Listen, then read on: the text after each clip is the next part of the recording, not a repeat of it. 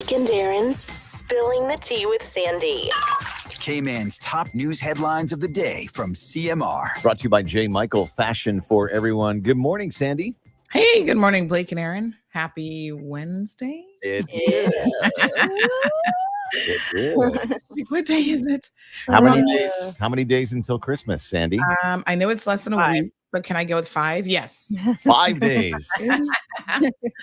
Oh my gosh. 5 golden rings. It's so confusing this year, but yes, almost there. So much going on. All right. So can we start out with The fire? Yeah. Yes. Well, Yeah. Wow. yeah. Why not? Is it still going? So, I didn't see any smoke this morning. Okay. And the road is open, by the way. If you're like, hey, I wonder if they've got that. It is open. Okay. yeah, a lot of times. I was actually driving through it last night right after I got that photo. But yes, our Mount Trashmore was on fire again last night. I think maybe it's the winds because I feel like it's always smoldering. And then there's certain things that might cause that to come to the surface. You know, it's been very, very windy lately. So I'm not sure. Of course, I haven't seen an explanation yet. Have you seen one from official media sources? I have not.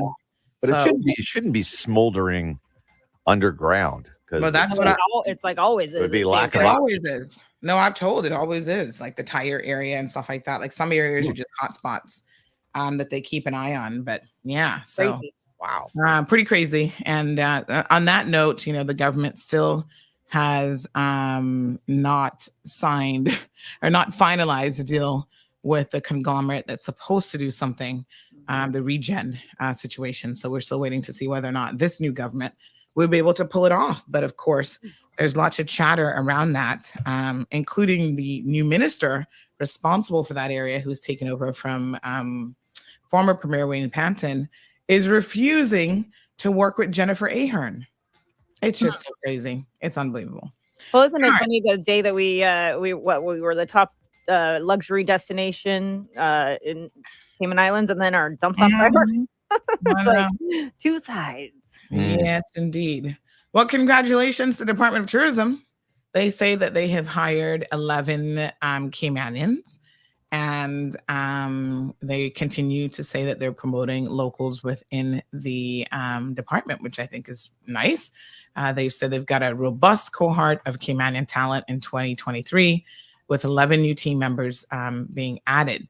They've gone on to say that some of those people include operations administrators, executive officers, public relations officers, public relations assistants, and so on. So congratulations to all of those individuals. And I think pretty much all of them, except maybe one person, was a woman as well. So congrats. Director of Tourism, Ms. Rosa Harris, commented and said that she continues to take pride in and nurture our local Caymanian talent. And she was really thrilled to welcome these 11 exceptional individuals to the team. Great news. Yes, lots of good news today. Big shout out to the DART organization, who has committed, put their money where their mouth is, to mental health in the Cayman Islands. So they've announced a $30,000 donation to the Addison Kelly Memorial Scholarship Fund, which will facilitate additional support to those, to help youth in Cayman in particular, who's struggling with mental health concerns. So you guys might remember little Addison Kelly, unfortunately, passed away a couple years ago. And the foundation, the Memorial Scholarship Fund, has been set up in her honor. So the scholarship was launched earlier this year, and it's administered by the Alex Panton Foundation. So two amazing organizations working collaboratively now benefit from the DART organization. So the DART organization continues to, you know, make a lot of amazing contributions to the community, including supporting the food bank, Boys to Men, and gifted literacy, STEM programs, sports programs across all of the primary schools in the Cayman Islands as well. One final story, the Premier says increased fees are necessary for her budget. After you dropped $10 million that you didn't have, I'm like, okay. Anywho, amid concerns about the $1+ billion budget, which includes borrowing and proposed plans to increase fees, the Premier has said she basically had no choice. Did you guys hear yesterday? We got a little nugget from Minister of Tourism and Ports about how certain members of this government actually purchased Tahoes, $73,000 government vehicles that they can drive around in. Was that one of the ones that was on your that was speeding on your page? I'm beginning to now wonder. Actually, it's a good question because we didn't know that they were actually driving these vehicles themselves. Okay. Interesting. All right. We'll leave that nugget with you. Have a good day. You too. See you, Sandy, and we'll see you tomorrow for All right, the Thursday headlines. A couple more days before we get into that holiday break. Pretty exciting. Bigger, better, bolder. The cold, hard truth is taking talk to the next level. Right here on Bobo 89.1 FM, Cayman's Community Radio. We are still spilling the tea. And committed to being part of the change that Cayman so desperately needs. Join Sandy Hill weekdays from 7:30 a.m. for Premier Access, Cayman Voices, Truthful Thursdays, and much more. Cayman's #1 talk show is now bigger, better, bolder, and more than talk. Getting results with hot topics, consumer reports, court exposés, and more. I've come to set the record straight. I've come to shine the light on you. Let me introduce myself. I am the cold, hard truth. Now, from the CMR studio in Grand Cayman, Live, direct. it's the cold, hard truth. Now, join the conversation on 345-936-2626. That number again is 345-936-2626.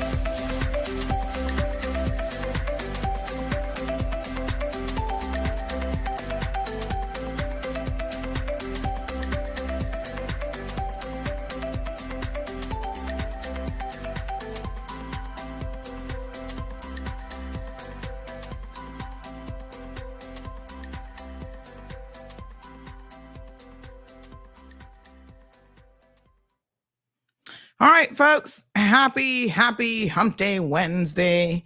Good morning to everyone. Hope you guys are doing well today. What a beautiful day.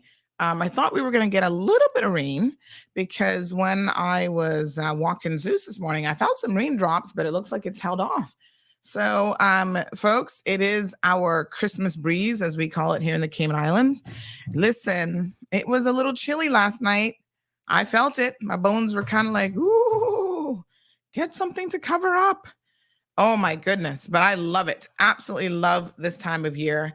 Folks, you can sleep with the windows open. Well, if you sleep in a relatively safe area, which, you know what? Let me be honest. That's most of us. Most of us could probably sleep with windows open if we really wanted to. But yes, it's that kind of breeze. It is so amazing and so nice.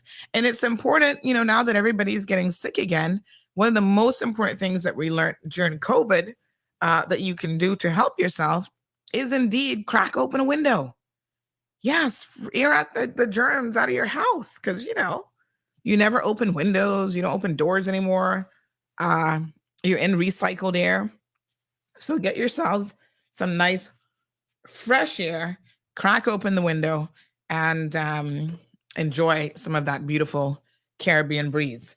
We don't get it too often where you can feel the dip in the temperature. I think somebody said it was actually in the 70s last night. So we can have a look at the temperature, the weather report here in a second. But good morning to Miss Vernita.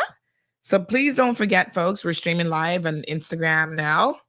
Yay, Instagram, folks. We're also on YouTube and Facebook, which we have been there for a good hot minute now, folks. So make sure that you link us there. And of course, from 7:30 until 10:30, we're live on Bobo 89.1 FM as well. So good to have you guys here. What an interesting show yesterday was on so many different levels. If you missed the after show, we don't do an after show every day for the record. But sometimes it's necessary. And we went into overtime yesterday, almost to 12 o'clock. We had a very open and heart-to-heart conversation with cousin Frank, and I felt like we made such genuine headway and progress that it was really, really amazing. So if you missed that and you'd like to hear a little bit more about that, please, by all means, go and check that out. So we've got a Caribbean Connection segment coming up for you here this morning. So that's going to be very, very interesting. You guys know that, we believe in collaborating with our, partners around the globe and indeed around the region.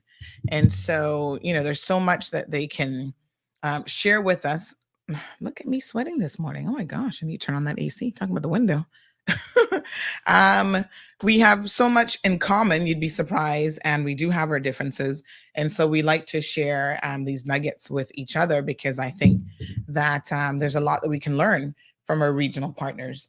And so I'm very, very tickled pink to have some of them joining us this morning. So we have a Caribbean Connection group that I created, oh gosh, I can't remember when, but over a year ago now. And so we have journalists from all over the region, a number of different countries, including Jamaica and other places. So some of them will be joining us this morning. Jacqueline Charles is in that group. She is the English-speaking Caribbean and Latin America. She covers them for the Miami Herald with a focus on Haiti because her heritage is Haitian. And so she covers a lot of the news that comes out of Haiti as well. And we've had her in the program, and she's just such an amazing person. Her wealth of information is just so wonderful. So closer to probably 8:30, we'll be bringing those guests on. I see Mr. Julian's already here. But I want to kind of fast forward back to where we were during yesterday's program, because, one of the things, folks, my apologies. Just knocked over the show phone, getting my notebook. One of the things that I like to do is I like to dig for information. I noted the observations yesterday from the minister and probably some other people who say that maybe I'm a little bit hard sometimes, but I will reserve my softness for people who I think actually need it and it's required for them. So yeah, you're not going to get a whole lot of sympathy. And I kind of chuckled when he said, "Oh, you're not a very sympathetic person."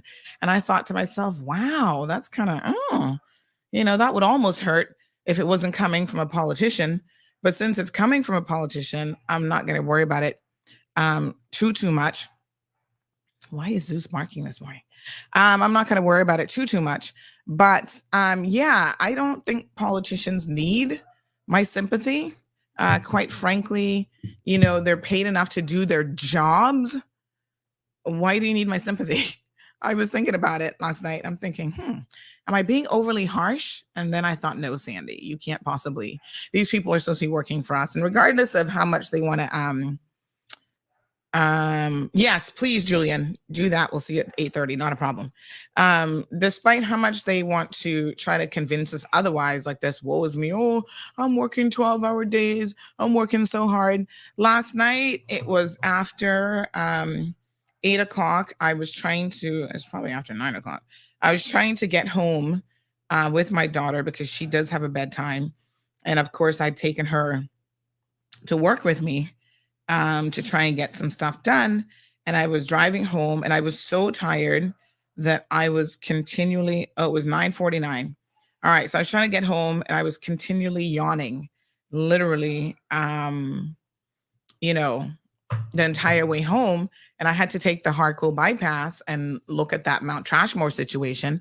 And I thought, our elected officials are supposed to be working on solutions for this country that is going to make our lives better. That's why we're paying you over 200 grand and up to 300 plus grand per annum. So you don't get a lot of sympathy from me. Am I going to go to CEOs who make $200,000, $300,000 and be like, oh, I'm going to give you sympathy because you don't know how to run your company and you're running it into the ground. And in that case, your shareholders would hold you responsible and probably fire you. I'm not going to be sympathetic. You signed up for the job. You're supposed to be able to do the job. And folks, it is what it is. Get on with doing the job. And then the thing about it for me is when I know all of the other stuff that goes on behind the scenes and then people are looking sympathy for me. You're looking in the wrong corner, honey child. This ain't it. This definitely ain't it. So no, I'm not sympathetic towards politicians. I'm sympathetic towards the poor people in this country who are suffering because of the poor decisions of a lot of politicians. And then those of us who are making poor decisions ourselves, I'm not sympathetic towards you either. Just for the record. Let's make sure we get it straight now, honey child. But anyway, lots of interesting things that came out of yesterday's discussion. And, that's why I do appreciate the minister for when he chooses to come on, despite people telling him, don't go on. She's gonna, what was that phrase that he used? She's gonna back you into a corner. You see, it's not an easy ride over here. We're not sugarcoating nothing for you. And so I'm not really sure what people expect. I guess I should know what they expect. But the truth of the matter is they're really not getting it from me. And I guess that is where the issue is, that is why, Sandy's so difficult and, Sandy this and Sandy that. Yeah. It was interesting how he said that one of his, I don't know who this person is, supporters or whatever, was like, oh, read this message on air. Why is she talking about Radio Cayman for the 4th time? First of all, it was only the 2nd time. Let's make sure we get our facts straight. And secondly, we're going to talk about them again today, which will now be the 3rd time. It's our money. Anything the government spends money on, whether it's just $1,500, per civil servant or whatever they were trying to do to buy votes the other day. And we question that. If we want to talk about it every single day, guess what? It is our money. We have a right to talk about it.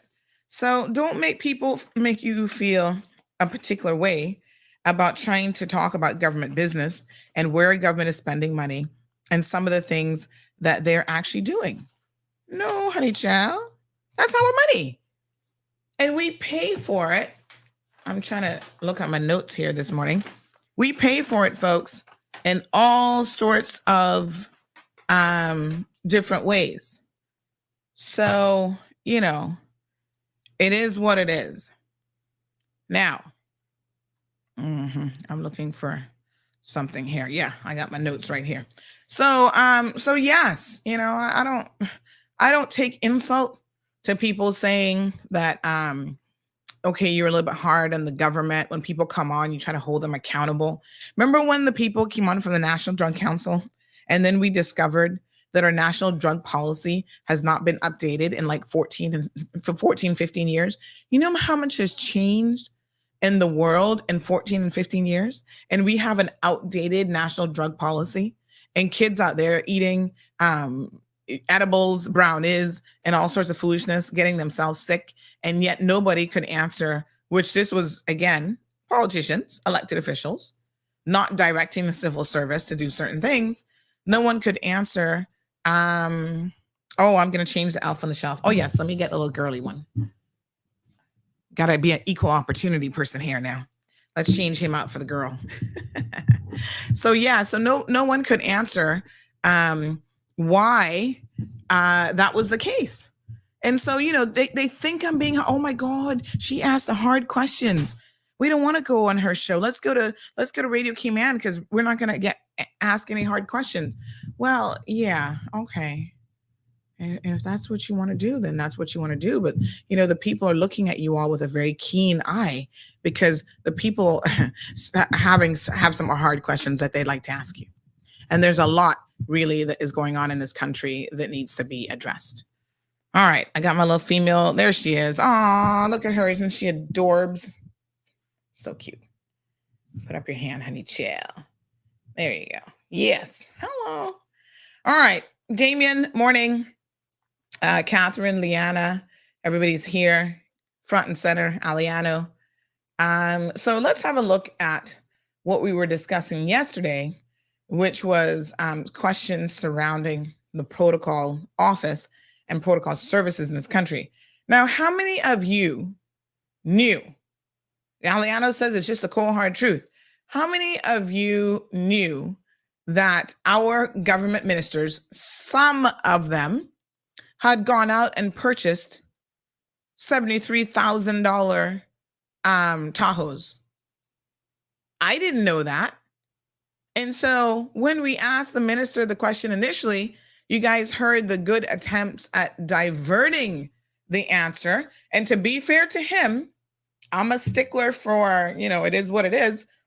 To be fair to him, the initial question that was asked wasn't, do you have a Tahoe that you're driving?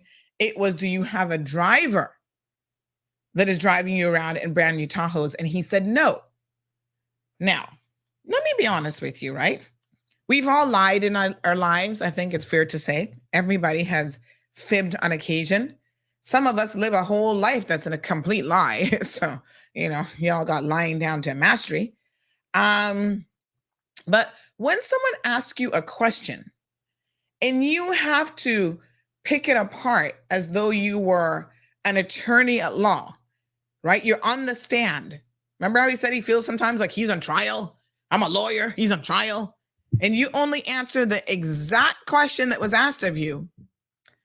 If you're not in a court of law and you're not under oath and that sort of environment, normally something shady is going on why you wouldn't elaborate. Why wouldn't the minister say, no, Sandy, I don't have a driver, but yes, we do have, since you mentioned these Tahoes, we do have these Tahoes that are available to us, and we drive these Tahoes, Chevy Tahoes, brand new, $73,000 cars. He didn't say that. And when we came back with a follow-up question, oh, well, you didn't ask that question. And I said, okay, we're splitting hairs now. But we can see that there would be a political benefit to splitting hairs. Because once again, that is information that was not in the public domain. Most people did not have that information available to them. And so my listeners, they're in the know. They said, hold on. Ask them about these brand new Tahoes. Who's paying for it? And then we had to clarify that they're actually driving the Tahoes themselves. Brand new black Tahoes. Somebody said, Sandy, just go to the government building. You can see when they're there, when they're lined up. Go look at the amount of new cars in the basement. All right. So even when he was saying that the constituency office salaries and whatever in relation to that comes out of their money, that's actually not true. Now, I'm not going to go as far as calling the minister a liar, but he misspoke. Because remember now, there was a shift when we went to one man, one vote. And then the second term after that, how the constituency offices are paid and managed, that used to fall under cabinet office. That was removed from cabinet office, and now that falls under parliament. Remember when there was a name change from legislative assembly to parliament? It wasn't just a name change, There were administrative and structural things that changed with the operation of the country as well. So now Parliament has its own budget and it allocates money and funds for the parliamentarians, the MPs, to do certain things. So the constituency office salaries are paid from the Parliament Management Commission. Go look it up, folks. You got to be prepared to, find out legislatively what is happening in your country, because this makes the world of difference. So we are still in the process of gathering information about exactly what ministers have which vehicles that have recently been purchased. Now, you see, the other reason why they don't like to come on this show is you can't just come on here and make a statement and I'm going to accept it at face value. No, honey child. I like to ask questions, not just of you on air for people to hear your responses. But subsequently, I'm going to go afterwards and start digging. I like bones, and I like to dig up bones, and I like to know what's really going on. So you guys remember during yesterday's show, we'll get this clip because this is super interesting. Remember what he said, and it's important to address these things for the sake of clarity, because I know y'all paying attention and you were jotting things down in your little notebook. Hey, Bishop Blair, how are you? Haven't seen you in a minute. Nice to see you again. It is important that we know what he meant by certain things. So remember when he said, well, we got these 8 months ago and it was under Wayne Panton. I said, oh, the implication being that Wayne Panton signed off on this. And I said, oh, that's interesting. Got them under Wayne Panton, did you? Oh, my apologies to my WhatsApp group. Let me grab the links real quick for you. Hold on, honey, chill. Honey, chillin'. Just a second. I forgot to send y'all the links this morning. So I'm going to do YouTube, Facebook. Ooh, they're going to be upset with me. Let's grab YouTube first. Good. And then I normally send it out in the Washington Boulevard group and the Winter Park group as well. So give me one quick second. Let me see. All right, good stuff. All right, so we got the Facebook and YouTube links. I'll send this to everybody. Just one second. So yes, you know, the implication was that Wayne Panton was on board with this and he signed off. So I'm like, well, I need to know. This is something I need to fact check. Well, y'all know me yesterday, honey child. The phone was hot. I was making all kind of phone calls. And guess what? You guys really want to know who wants to know the truth this morning? Anybody here for a lie? Raise your hands if you want me to lie to you. Let me see. Leanna, would you prefer for me to tell you a lie this morning, or you just want the cold hard truth? Because I'm beginning to wonder about some of y'all. Some of y'all look like you want me to go easy on you. Oh, don't tell us the cold hard truth. We can't take it. It's too harsh. Oh my God. Morning, Miss Alice. Morning, Pat. Anybody here wants me to lie to them? I'm hearing crickets now. Y'all there? Leanna? Anybody? Damien, shall I lie to you? Marshall? Marshall says no. I'm here for the cold hard truth. I'm not hearing anybody say they want me to lie to them. Nope. Aliana says, tell me the truth. All right. So let me ask you, Irvlin says no. Marcia says, nope, I want the cold hard truth. When someone makes a statement like it was purchased under the previous government, under Wayne Panton, does that not, let me ask you this question. Is there not an implication there? Although he did not exactly say it. Alice says she wants the truth. Irvlin wants the truth. Siobhan says, why start now? Truth, please. You know what I'm saying? Is there not an implication there that Wayne Panton is somehow responsible for this purchase? Or at the very least that he signed off on it? Right? That's what I thought when he said, well, Sandy, this happened 8 months ago under Wayne Panton's government. I was like, really? Wayne Panton? You're calling up this man's name into this purchase?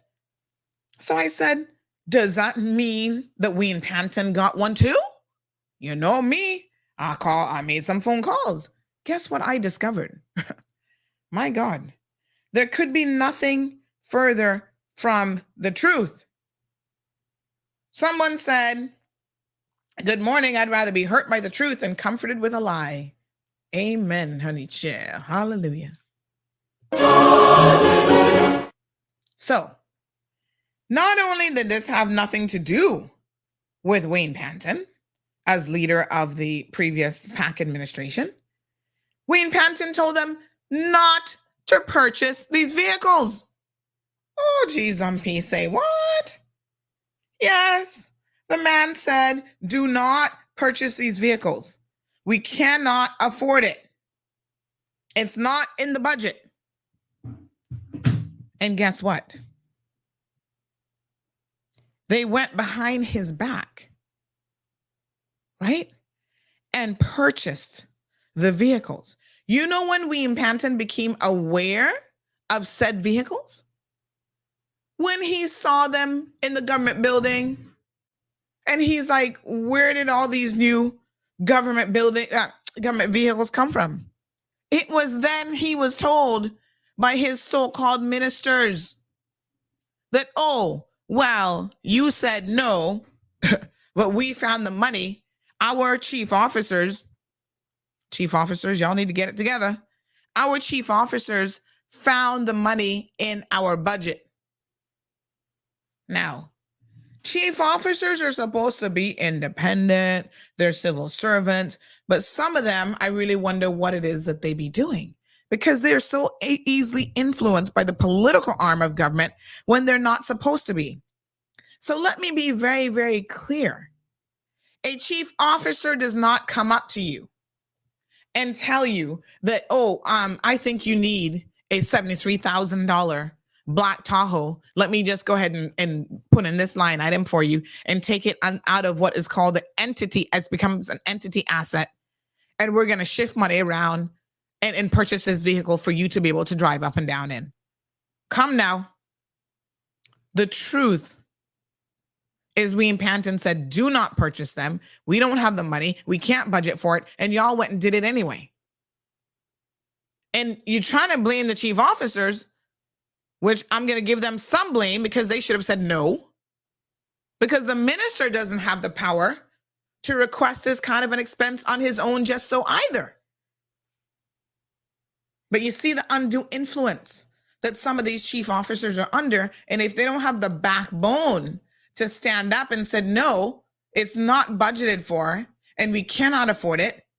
We're not going to move around anything else within our budget to try to afford this item.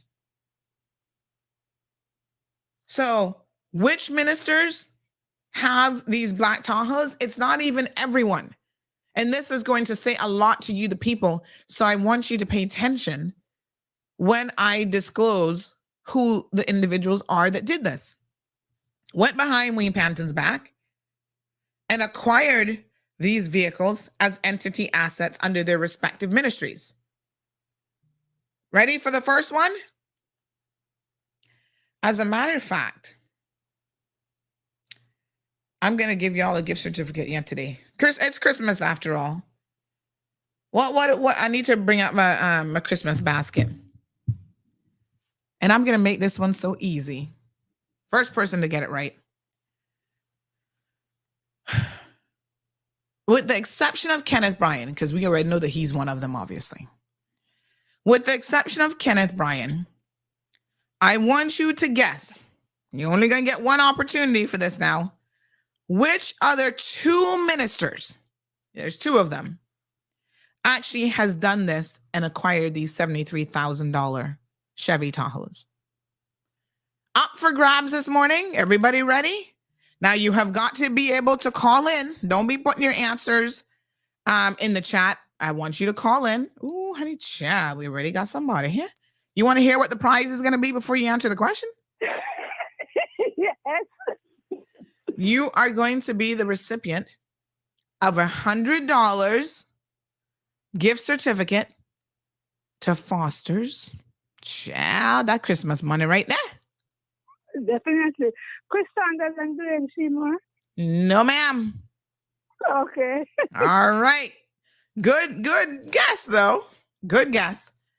Which two ministers of government? $100 Foster's, not gonna pay for some good food.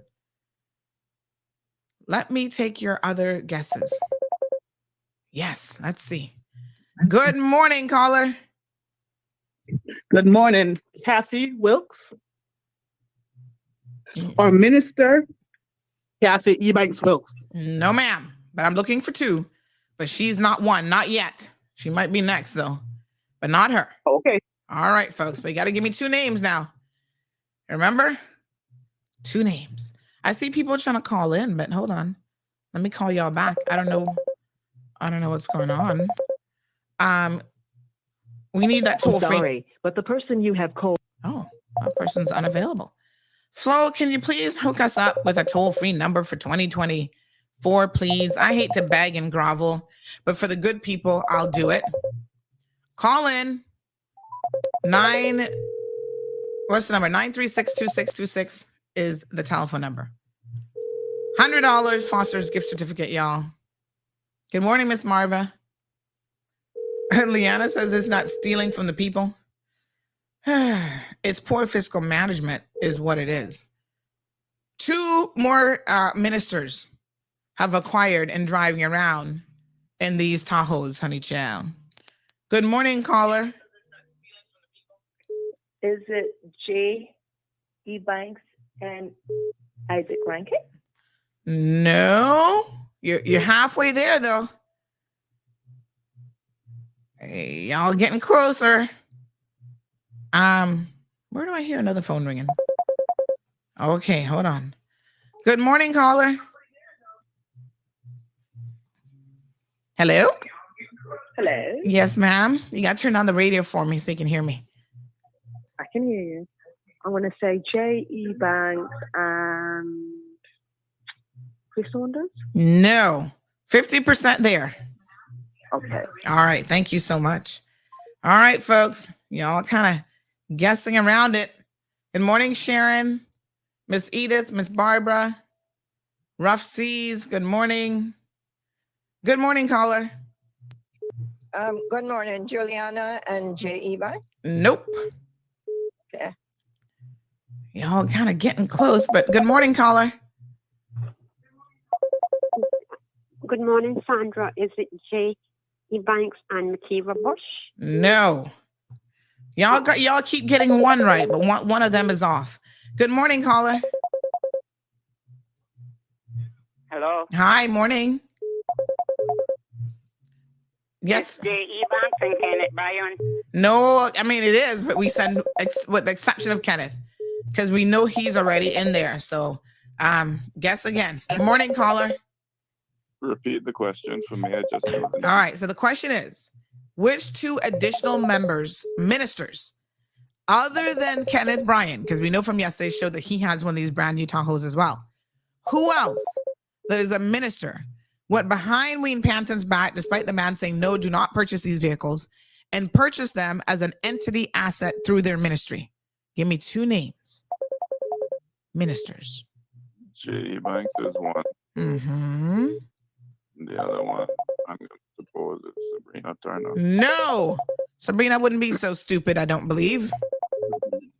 Nope. All right. All right. Good morning, caller. What's your guess? J. E. Banks and Dwayne Seymour? Yes. Ding, ding, ding, ding, ding, ding, ding, ding, ding. We got a winner. Yay. Yes, honey child. Hold on now. Let me take down your number. Give me 1 second here. Where's my little pen? Oh, Lord. I can never find a pen when I need one. All right. So you have won yourself a gift certificate. I'm just going to do a screenshot here because I can't even find my pen. $100 to Foster's. Congratulations, my dear. Thank you. You're most welcome. Let me ask you a question. Would you rather have it from Foster's or Price Right? Which would you prefer? Foster's. All right. Good choice. Good choice. You can buy yourself a couple bags of groceries. Thank you, darling. Thank you. Bye-bye. All right. So it is ministers J.E. Banks and John Dwayne Seymour. Mm-hmm. So those are the 3 people so far that we have confirmed. Somebody said yesterday that it was Isaac. I've spoken to my sources and they said, nope. Isaac has not instructed anyone in his ministry to make such a purchase. So let me tell y'all exactly kind of how this went, right? So we're still fleshing out some of the details, but it actually started with Alden McLaughlin setting the tone, which, the argument is he's premier, so he could do it. He went and purchased a Range Rover for the cabinet office / protocol. That was done as an asset for the premier's office to be used for official events. Now, the previous premier, Wayne Panton, I can tell you, did not want to use this, and 99% of the time he wouldn't use it. Good morning, caller. Good morning. Oh, we have a winner already. Sorry. Yes. Pay attention because we got more to give away over the next couple days. All right. So the premier wouldn't drive a Range Rover because, he's environmentally friendly. He's like, why am I going to drive this gas guzzling diesel vehicle? And I believe in electric vehicle. So remember when he went out and purchased an Audi electric vehicle? That was his own personal vehicle, I want to make this very, very clear because some people seem to have thought that that was a government asset or government purchase. No, the man purchased that for himself. And I even thought it was a government vehicle the first time I saw it because I remember I saw him one day at Georgetown Yacht Club and I said, oh my gosh, this vehicle is so pretty and really nice looking. And it's an electric vehicle. I said, can I have a look? And because I saw his driver, Mr. Oh Lord, help me with his name now. His driver, Mr. Oh, his picture and everything is in my head. Mr. It's on the tip of my tongue. Somebody help me with his name, Oh Lord, have mercy. That my little friend. And I can't even remember his name. Okay, so don't come to me. Or y'all don't tell me. No, Mr. Norman. Yeah. Mr. Norman. I saw Mr. Norman. Actually, no. Mr. Norman was in the passenger seat. And I was like, what in tarnation? This man can't make somebody else drive for him or what? But I'm like, okay, this must be official government vehicle. It is actually his private car. Most of the time, the premier was driving around Mr. Norman, not the other way around. Because he just likes to drive himself. Now, yesterday, one of the excuses was, and I saw your comment, some of you said, oh, Lord Jesus, listen, yes, Andy, we follow fashion now, and yeah, see monkey do. Oh, well, the Caribbean people have it. Really? So we're going to worry about what our Caribbean brothers and sisters are doing when it's fiscally irresponsible to do so. There's some times that you just don't follow other people. And you don't follow other people if they're not doing the right thing. That's not an excuse. So it was interesting when the minister said that yesterday, and then a number of people were like, whoa. That's your logic? That's your reason? Yeah. Then you notice how he switched up on me. And this is why I was trying to interrupt him in that moment because I couldn't quite believe that I heard my ears correctly when the switch happened. You see, this is why you got to be listening attentively when you get these MPs on. Because literally they will say something in one breath, and then the next breath they switch it up and say something totally different. So I was confused. I have the clip ready for you. Listen to this. So do you believe that ministers should have drivers? Yeah, I think you should. Every other Caribbean island does, but I mean, I know just because another Caribbean island does it, doesn't mean that we should do it. But I'll tell you this, I'll say this because I know. But hold on. Oh, look, San, just one, but Christmas. I need to clarify something though. I know, okay. But you haven't allowed me to explain my. But Kevin, I think you gave me the wrong clip. That was the second time that he said it. There was a time before that. I'll have to go back through it. Previous to that, he actually said that other Caribbean islands are doing it, so that we should do it as well. Oh, I have two different video clips. Hold on. All right. Maybe the second one is the first one. Give me 1 second here. Let me download this then. Yeah, I'm going to put these two together because y'all need to hear within the same conversation how we just made a flip and a flop. Let me see where this one is downloading. Here we go. Let me see if this is it now. Hold on. Earlier, you said two things, and that's why I wanted to stop you at that point. Okay, I actually want to have the piece where he said it earlier. I don't want my recapping of it, Kevin. So we need to back up a little bit. Let me pull both of those out. So what I want is where he said it first at the beginning of the conversation, while other Caribbean islands doing it, blah, blah, blah, blah, blah. And then I need the second clip, which you've already sent me, where then he said, oh, well, we don't have to follow them. Because which is it? Decide, take your position, hold your position, and decide what it's going to be.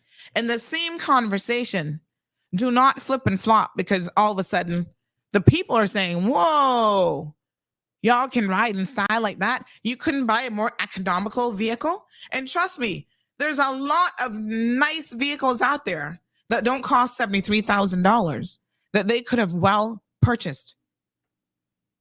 There's no commitment to the environment, that's for sure.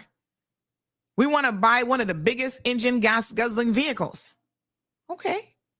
You can buy a vehicle even, the argument might be made there, but why on earth are we buying $73,000 Tahoes? You couldn't have gotten a little Ford Escape or something else that was much more reasonable in budget, even if you didn't go with an electric vehicle, which in my opinion, commit to the environment, go with an electric vehicle.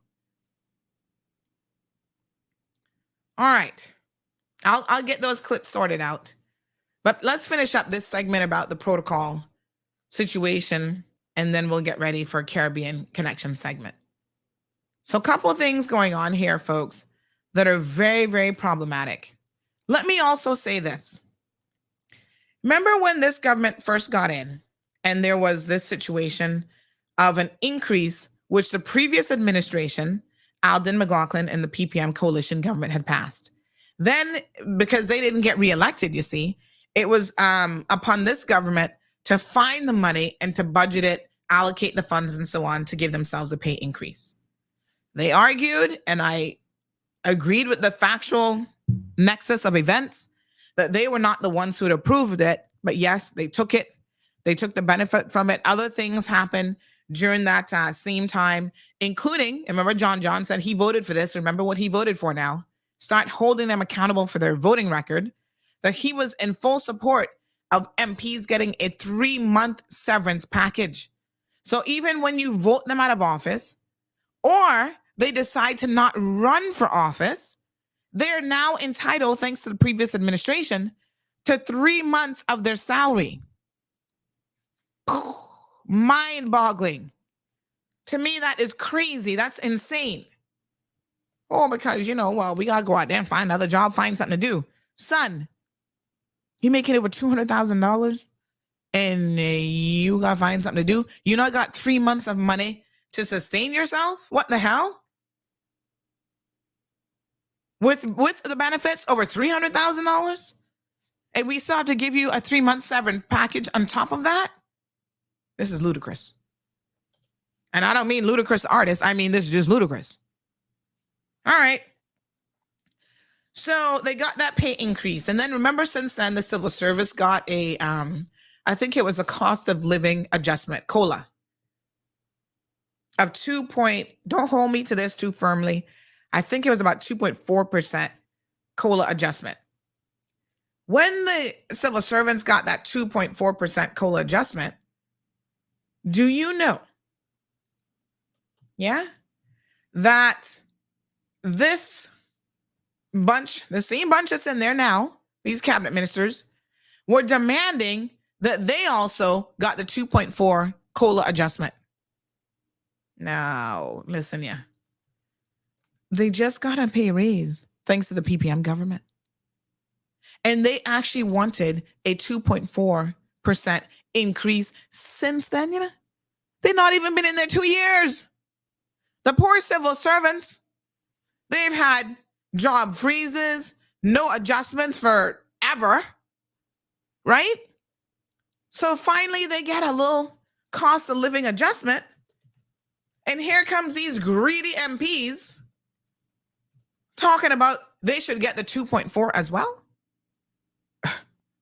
Wow. No, sir. Unbelievable.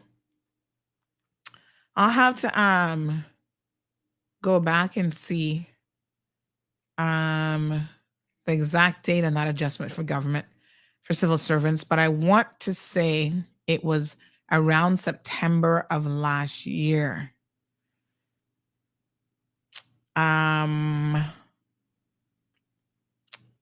Yes. Meanwhile, civil servants are expected to receive a 2% cost of living adjustment this month, which will provide a sustained salary increase. Yes. So that was September of 2022. Remember when these elected officials got in, right? 2021? Got a pay raise immediately. Not even done nothing on the job yet. And then the following year in 2022, they wanted the same 2% cost of living adjustment that the civil servants were going to get. The greed is real. I mean, I need to be honest with y'all. It's too much. Now, let me ask y'all a question that we need answered here now today. They have given the civil servants $1,500 for this month of December. Some of them completing. One MP say, I wasn't in that group that wanted it. Don't bunch me with them thieving, greedy politician. I'm a politician, but I wasn't in that group. So I'm told that the MPs are now getting the $1,500 that the civil service is getting this month, December. They're getting that as well. Let me repeat that, because I want one of them to tell me that it ain't true. Because I have checked with my civil service sources, and they have said all public servants are receiving it. So yes, surely MPs, the minister, the premier, when she made this announcement, could have excluded the MPs from this $1,500. Come on now. Are we for real? That's $28,500 that they could have given to somebody else. Maybe included pensioners with a little bit more of an increase or something. I don't agree with it. Right? At all, because I think it's fiscally irresponsible and they could not afford it. It grinds me even more, and in a different kind of way, when I hear that the MPs were also the beneficiaries of that $1,500. Honey child, you making $8,900, $9,000, $10,000 a month, up to $17,000, and you need $1,500 for what? Honestly, what for? My Jesus. Take the bus, take the country, because we are steering this in the completely wrong direction. No, they didn't take this MP saying they didn't take the COLA. I specifically said it's not that they didn't want it. It's that the premier said no. When you had just gotten a pay raise the following year, following September, what you turn around getting a COLA for? Let's look at the video from yesterday, folks. Speaker to CAPSEC. I believe that the person leading the team right now is in an acting capacity. That is correct, sir. And is there any timetable for either confirming or having someone confirmed into the substantive post? CAPSEC. Yes, sir. We do hope to have that resolved in the coming financial year, definitely within the financial year. Follow-up, Leader of Opposition. Recognize Mrs. Saunders.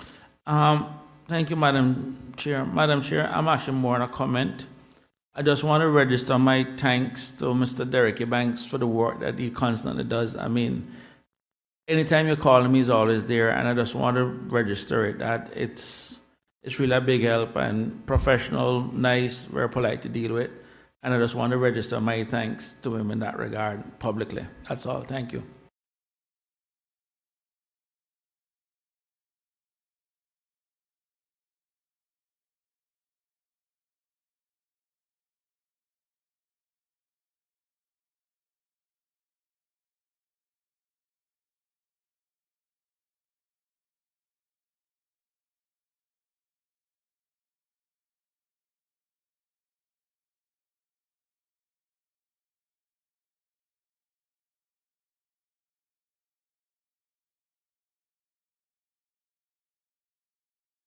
Oh, my apologies. Forgot to unmute myself. So the former deputy premier, I was saying, has a little bit of a streak for disregarding certain certain laws of this country, if you will. It is interesting that during this segment of the committee, oh gosh, hold on one second. Hello, good morning. All right. I think the radio cut back in. It should be back now, Miss Daisy. So I think that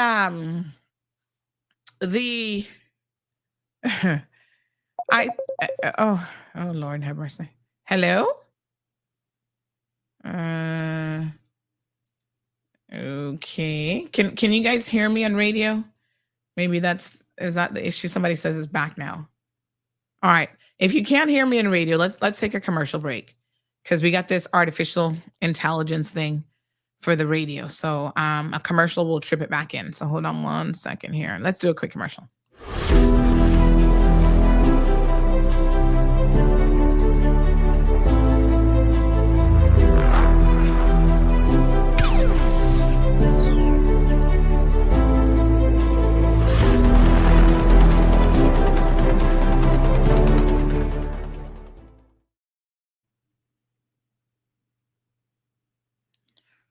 All right, folks. Are we back on radio? I'm not sure if that was enough. I think it needs a 30-second clip. Things are heating up at Burger King, K-Man. For the first time in history, the signature heat of the Ghost Pepper has come to our iconic chicken fries. Introducing all new Ghost Pepper chicken fries at Burger King. Our delicious white meat chicken fries have been taken up a notch with Ghost Pepper spice added to the breading for ultimate flavor and heat. Ghost Pepper chicken fries have arrived at Burger King. Available in 8 or 12 pieces, but for a limited time only. Full menu at burgerking.ky. All right, folks. Welcome back. My apologies. I had myself muted. So I want to clarify something here because you, the people, deserve to know the backstories, right? So when the former deputy premier, now MP Chris Saunders, goes out of his way to highlight one civil servant, and he's actually, I'm going to tell you what his legal status is within service, but he goes out of his way to highlight one person in the protocol office as doing such a great job. I want y'all to listen to what he just said again. All right, let's bring it back in. Hold on. We're going to rewind it just a toops. Call him, he's always there, and I just want hold to, on. Madam Chair, I'm actually more on a comment. Mhm. I just want to register my thanks to Mr. Derek Eubanks for the work that he constantly does. I mean, anytime you call him, he's always there, and I just want to register it that it's really a big help and professional, nice, very polite to deal with, and I just want to register my thanks to him in that regard publicly. That's all. Thank you. I thought you were going to take it to the same line of the uniform paraders. All right. Here's the backstory that you, the people, must be aware of. Okay. Mr. Derek used to work, I think he used to work prison services for many, many years. He's actually on contract because he's past retirement age or whatever. He was hired on contract a number of years ago with the protocol office, and he continues to have said contract renewed. He's a Caymanian. I don't necessarily have any issues with that. However, what I take issue with is part of the good old boys network. I like Mr. Derek and everything, but let's call a spade a spade. He's part of the good old boys network, and he has been jumping every single time Chris Saunders says jump. He says how high. And not only does he say how high, but he will even skirt around the regulations at the airport in order to make somebody like Chris Saunders happy. What do I mean by that? Do you all know that this man has submitted overtime payments that the head of protocol would not sign off on because there was no previous authorization for him to be doing that work for quote unquote Chris Saunders? Okay? He was allowing Chris Saunders and his family to break safety protocol laws that if the FAA and any other aviation people that we have to be held accountable to out of the UK, including the governor's office, needs to know this. If they were aware of how they were bypassing security at the airport, which is a national issue, and it was being done because of Mr. Derek. So let me be very clear now. Our cabinet members and the governor, certain people, get certain privileges of being escorted in a particular way. So they get their same vehicles driven up to the tarmac practically. They can bypass security. They can bypass this. They can bypass that one. They go into a special lobby area for them only to sit in. Now, it should be when they're traveling on official business, and it is not, their family members are not to be included in those privileges. But Chris Saunders wanted his family members to be included in said privileges. So how many times has that happened? Only God knows. What I do know is the talk on the streets, all right, on the Mall Road, is that head of protocol would not sign off on the overtime for Mr. Derek because of that. This created an issue with her, Derek, and Chris Saunders. And now it is beyond ironic that she was put on leave because of Chris Saunders and Derek claiming that they have something against her. And of course, Chris Saunders like, oh, I had nothing to do with that. Yes, you did. I know exactly what happened, Chris. You're not lying to me. You might lie to other people who are stupid enough to believe your lies, but I'm not in that category. Now, you have it make sense, and you see the political waves here that have been created. And Sam Rose, I'm calling you out this morning for not having the testicular fortitude to put this together, because it doesn't take a brain surgeon to see that 1 + 1 = 2. Look at the timing of all of this discovery.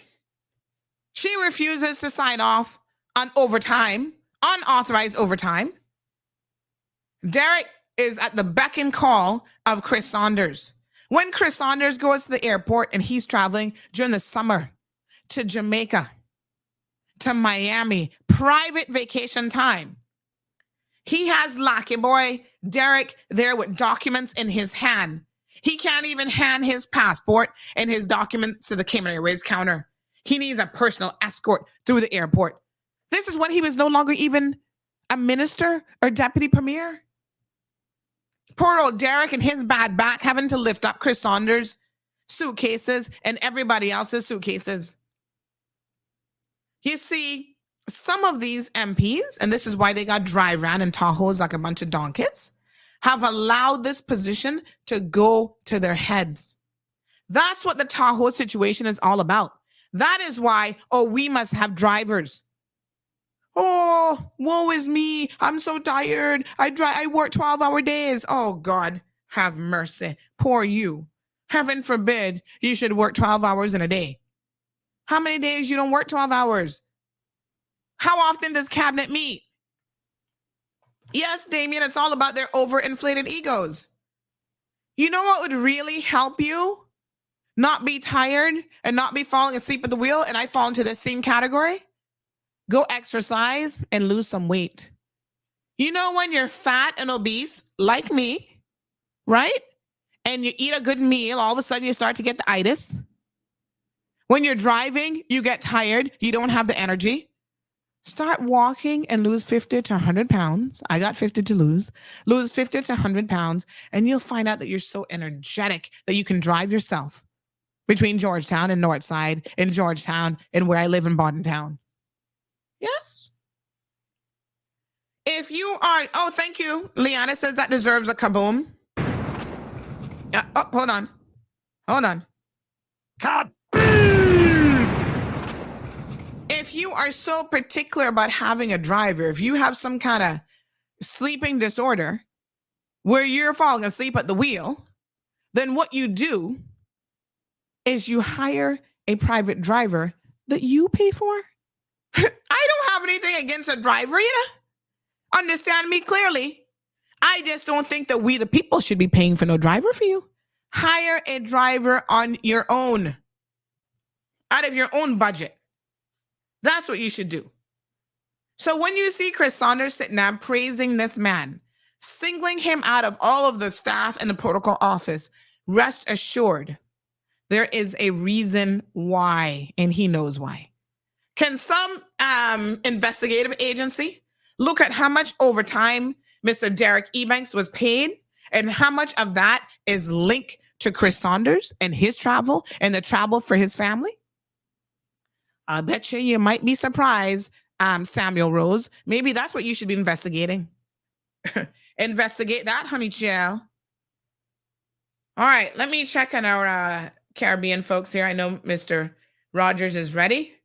I'm going to check on the other one now. Who else was joining us again? Let me just see here now. Was it Ron? I can't remember. Hold on, give me 1 second. So I think we had Damien. Damien, are you ready? Yes, honey child. Let's get this Caribbean Connection show on the road. In the meantime,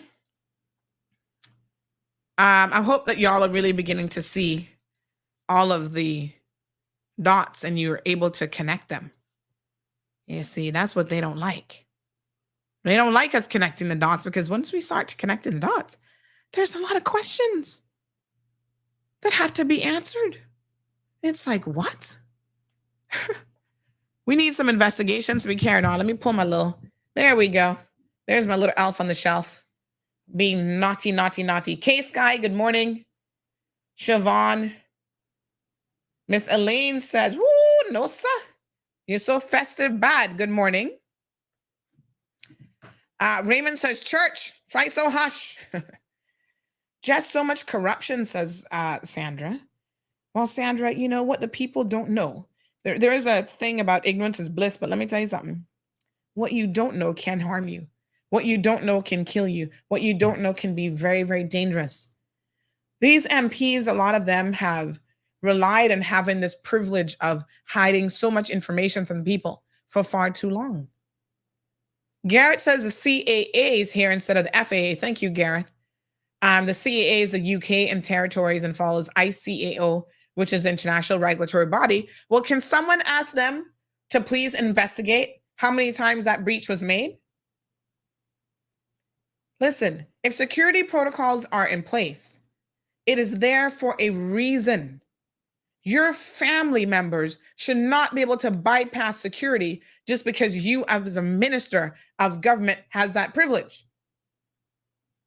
Which, by the way, when you're no longer a minister, the privilege is stripped from you.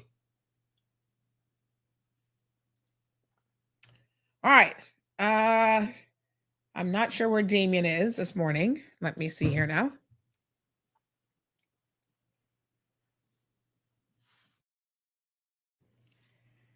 Let me see if we can get Mr. Damien coming in, and then we're going to go ahead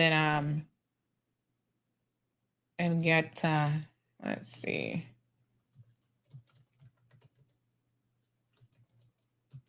All right.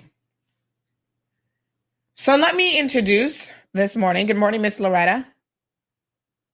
Miss Dean said, over, yes, sir, too nice to be otherwise. Yes, sir. Let's go ahead and kick off the conversation. So our first guest that we have is Mr. Julian Rogers. He's Barbados-born Caribbean broadcaster, journalist, and media manager with over 50 years experience working at the highest levels of the industry across the region. He's the former managing director of the Jamaican Observer Limited. He's a pioneer in media as a manager, publisher, journalist, and broadcaster. And he is a much sought after moderator for discussions on regional development subjects and has done so much in public and private sector interests as well. Postgraduate of the University of the West Indies, he was one of the first to join its communications program and subsequently served as an advisor in the development of the degree programs. He is also a managing director of Media Rogers Group, which is a multimedia consulting and production enterprise, and continues to contribute to media development as a director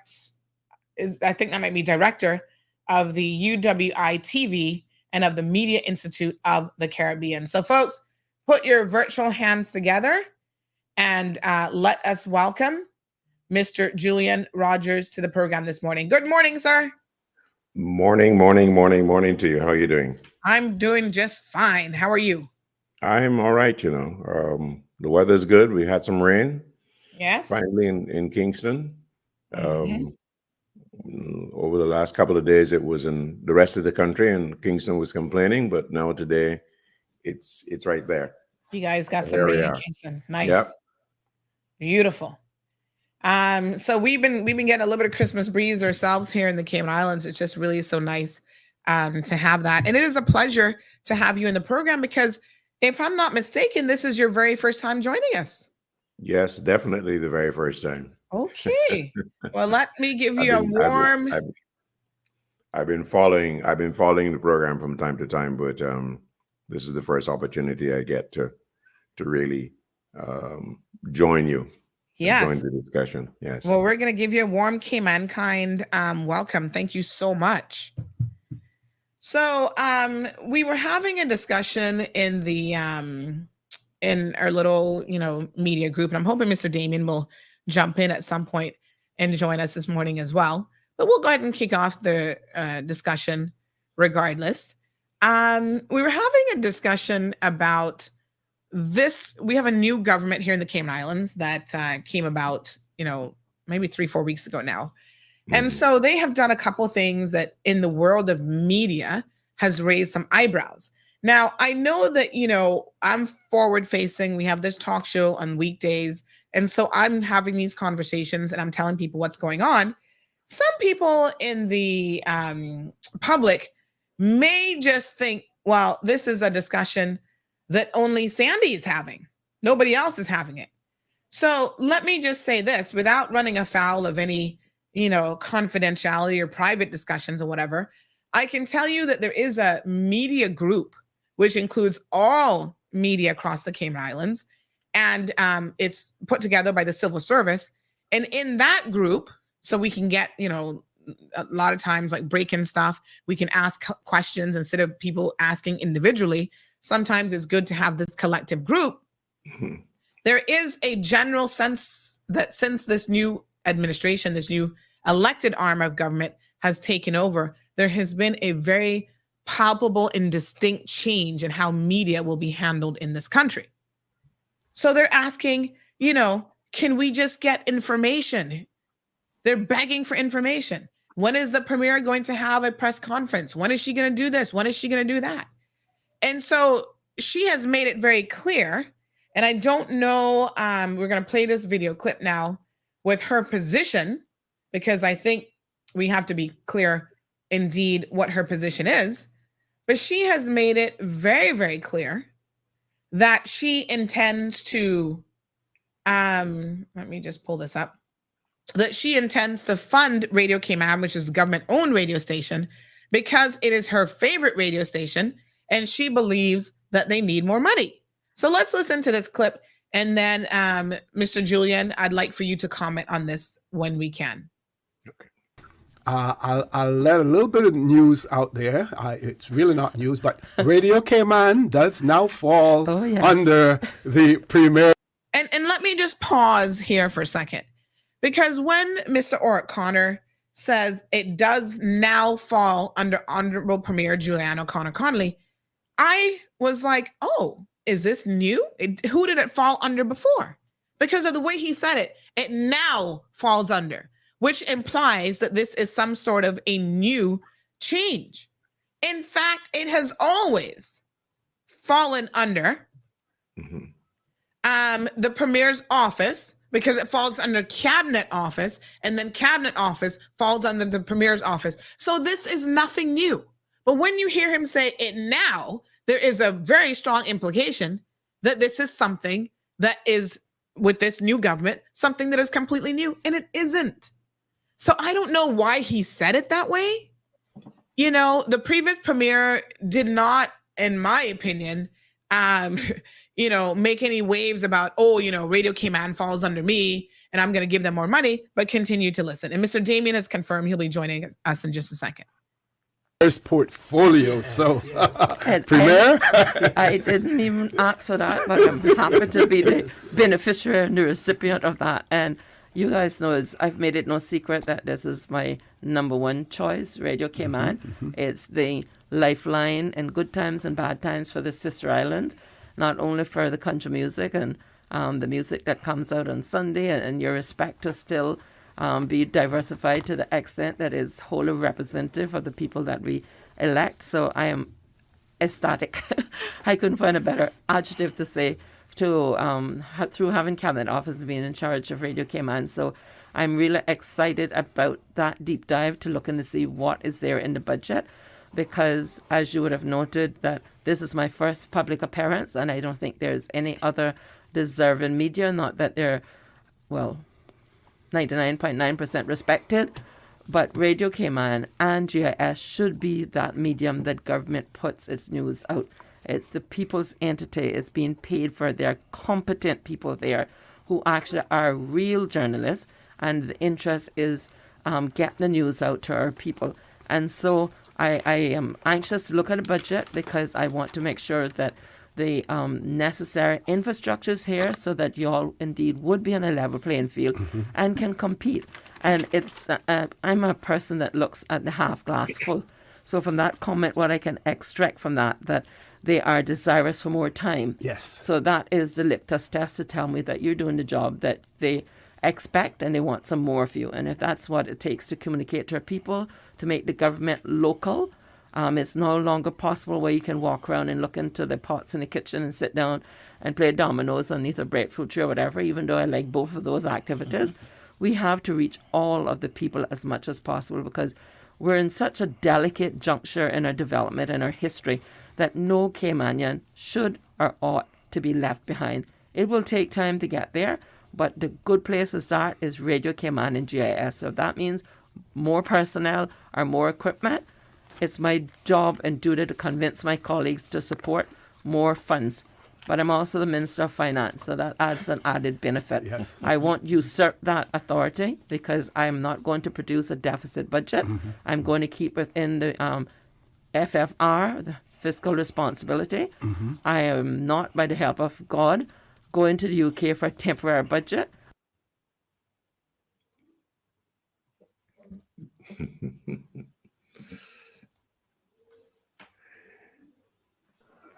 I'm here. I'm here as well.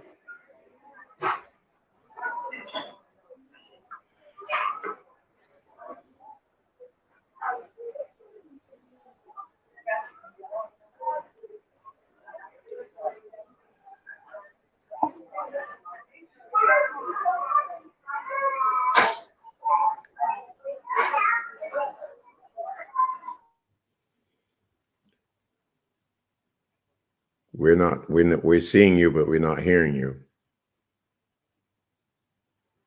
Oh, my apologies. It's me that you can't hear. Yeah. I'm so sorry. I muted myself. Mr. Damien, I was just saying thank you so much. And I just wanted you to give us a little bit of an introduction on yourself for the listeners who may not have heard you on the show previously. Okay, my name is Damian Wilson. I am from the Turks and Caicos Islands. I'm currently Deputy Director for Radio Turks and Caicos, which is a national broadcaster in the Turks and Caicos Islands. I previously, prior to this assignment, spent 4.5 years in the PCI Governor's Office as the Communication Manager and Civil Society Liaison and Policy Manager. Basically, comms and policy advice. In short, I'm a chartered public relations practitioner. Been in communications for 18 years now. I have a postgraduate certification in communication and public policy, communication, media, and public policy, and currently doing a master's in international public relations and global communication management. All right. Now, are you in an airport or somewhere by any chance? Oh, sorry, guys. I'm in a restaurant. Oh, okay. All right. Because Hectic day. yeah, we've got a little bit of background noise. So what I'm going to do is when All right, let me try and see if I can get a more secluded area. Okay. And I'm going to mute you as well, just because we're getting a lot of the background noise. So I'm going to go ahead and mute you and maybe just pull you out of the studio. You can sort of arrange yourself in a little bit of a quieter area. Mr. Julian, when you watch that video and you hear the new premier of the Cayman Islands make those comments, what's your take on it? What came to mind? Good morning, everybody. I get a sense that the minister is attempting to I suppose right what she perceives as a shortfall, or I'm almost tempted to say a wrong in the situation as far as Radio Cayman is concerned. And I know it's very familiar. It's a familiar tale that I've heard up and down the Caribbean, where government-owned media is concerned. There's clearly a real challenge as to what these government-owned media systems should be doing in this age. When most of them came on board, they really came at a time when people in the private sector were not eager to set up or make the investment in radio or television facilities. It was big money at that time.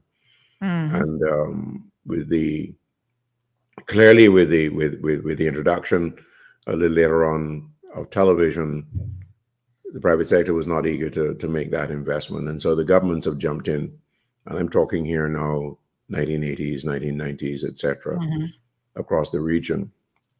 What the government-owned entities have found themselves is in a bit of a what I call a quagmire. In other words, what was the original mandate for setting up these systems? What were they intended to provide for the public or the various countries? I know many of them went down the road of so-called following the BBC model, which was to inform and entertain and educate, which I think is really an outmoded approach to what they should be doing or could be doing for their audiences. So when I hear her talk about providing more funding and more staff and so on, I ask myself what it is that they are intending to do with more money and more staff. That's where I begin. If your mandate is not clear, then you're likely to make some very crucial decisions that really will not lead to an improvement in the service that the people expect. And I'll explain. The reality is that the media landscape has changed dramatically. You have more private operators. You've got many more radio stations, for instance, so that the question to be asked is the government-owned radio station intended to compete with the private operators? Is that the role? Is that a role to be maintained? In other words, should you have a government information radio station as opposed to a government information service or television for that matter? I think that's where the questions really should be asked, and asked by everybody concerned, because it's taxpayers' money that is being committed to provide these services, and the taxpayer must be satisfied that the service is consistent with their expectations. So that I think that this is not just a Cayman problem.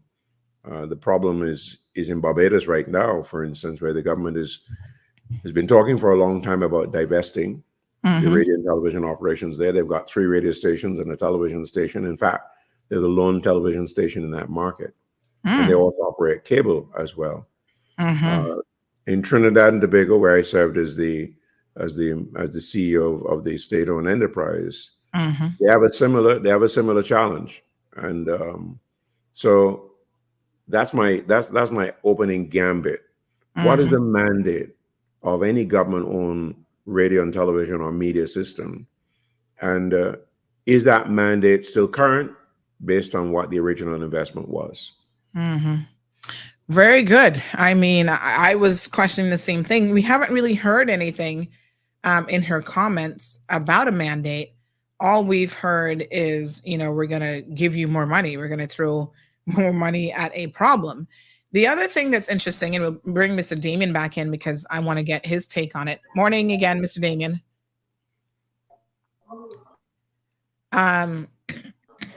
Hopefully you can hear us okay. Good morning, Sandy. Good morning, Julian. Yeah, I can hear you guys. Okay, perfect. So before I make any comments, Mr. Damien, were you able to hear the video of the new premier, the Honorable Juliana O'Connor Connolly, and her comments in relation to Radio Cayman, and what are your initial thoughts? I didn't get to hear the full video, but my thoughts are similar to what Julian expressed, except with one particular difference is that along with defining the mandate of public service broadcasters, right? And I say public service broadcasters because that is a difference there is a difference between a public service broadcaster and a state-owned entity, right? A public service broadcaster, which I think a lot of these organizations originally started out to be, right? Which is a body that is responsible for broadcasting, not just public information, but anything of interest to the public, right? Because their primary objective, their primary mandate is to serve the public interest, not the government of the day. And this is the distinction I think we don't make. A state-owned entity serves the government. It serves government purposes. The BBC was set up to be a public service broadcaster, not a state-owned entity, and it is run as such. It has a board of governors, it has an independent charter, and so on and so on. Right? And this is what I believe a lot of these entities were set up to do, is to be independent of government, but funded by public funds. So government doesn't have direct control over these entities and therefore no political influence as such. Because I find that in the Caribbean, this is the problem we have in the Caribbean, is that you have these entities that were set up for the interest of the public, but they're not run as such. They're run as propaganda arms of the government. And this is our problem, right? The entities have strayed from their original mandate. And this is why we are now questioning the need for these entities. I still believe there is a gross need for public service broadcasters, especially given that commercial entities often have commercial interests that prevent them from doing certain things that public service broadcasters would do. I'm not saying that one is better than the other. I'm just saying that they serve different purposes. Right. And therefore, whenever you, and this has been my argument for a long time, and Julian will know the European Union just passed the EMFA, the European Media Freedom Act, that allows, or rather mandates, legal protections, editorial protections for not just public service media, but all media. And I think this is an issue across the world right now, where governments of the day, politicians, are trying to interfere in media and have media control. And that isn't good for democracy anywhere. It doesn't matter where you live. It doesn't matter what your opinion is, whether you're a liberal, progressive individual or you're more of a conservative person. None of that matters. At the end of the day, I don't believe politicians should be interfering appearing in media. Mm-hmm. Let me just pause you there. And I'm just gonna mute you for a second, Julian. Sorry, Mr. Damien. I don't know if you have a headset because we're still picking up quite a bit of your background noise. So if you had a headset, it might filter out some of that, but I'm not sure if you have access to one. I'm actually using my headset at the moment. Okay. Yeah. Yes. And Okay. this is much quieter than where I was, so I'm not sure. Yeah. All right. So I what might I'll be do? able to find a quieter area, but unfortunately, I had to go out, so I'm out and about at the moment. Understood. All right. So what I'll do is I'll just mute you in between when you're not speaking, Yeah. or you can mute yourself, because then that way I'll you mute can myself. you can unmute yourself when you're ready to jump in. All right. Thank you so much. Yeah, it's still picking up a little bit of the ambient noise. So, Mr. Julian, Damien has made a very important distinction. I'm glad he explained the difference for myself and for listeners. And I think that that's a very valid point that there is a difference between media that is owned by the government, and then basically like a PBS style public broadcasting style media. And what has been the predominant type in the region? Well, I think that the Damien has hit the nail on the head as far as the personality, so to speak, of the media houses operated and owned by governments. And that, I think, is the big challenge today, in that the attempt was clearly to follow the BBC model, but not embrace the BBC model in its entirety. The element that's not been embraced is the independence of the media operation. So they've had the political forces over decades now using, definitely, and in some cases abusing the facility, and to the detriment of the general public in real terms. I can point to several instances where government-owned media has been used exclusively by the party in power, to the detriment of the opposition, just plain shut out. And what you had is a turnover with each administration. As soon as they've come in, they shut out the other side as well. We've also had the story of, and in many cases, of government suggesting that they would divest those interests. That has not happened, except in one instance I can point to in Jamaica, for some time ago, when the Jamaica Broadcasting Corporation was divested and taken over by RJR.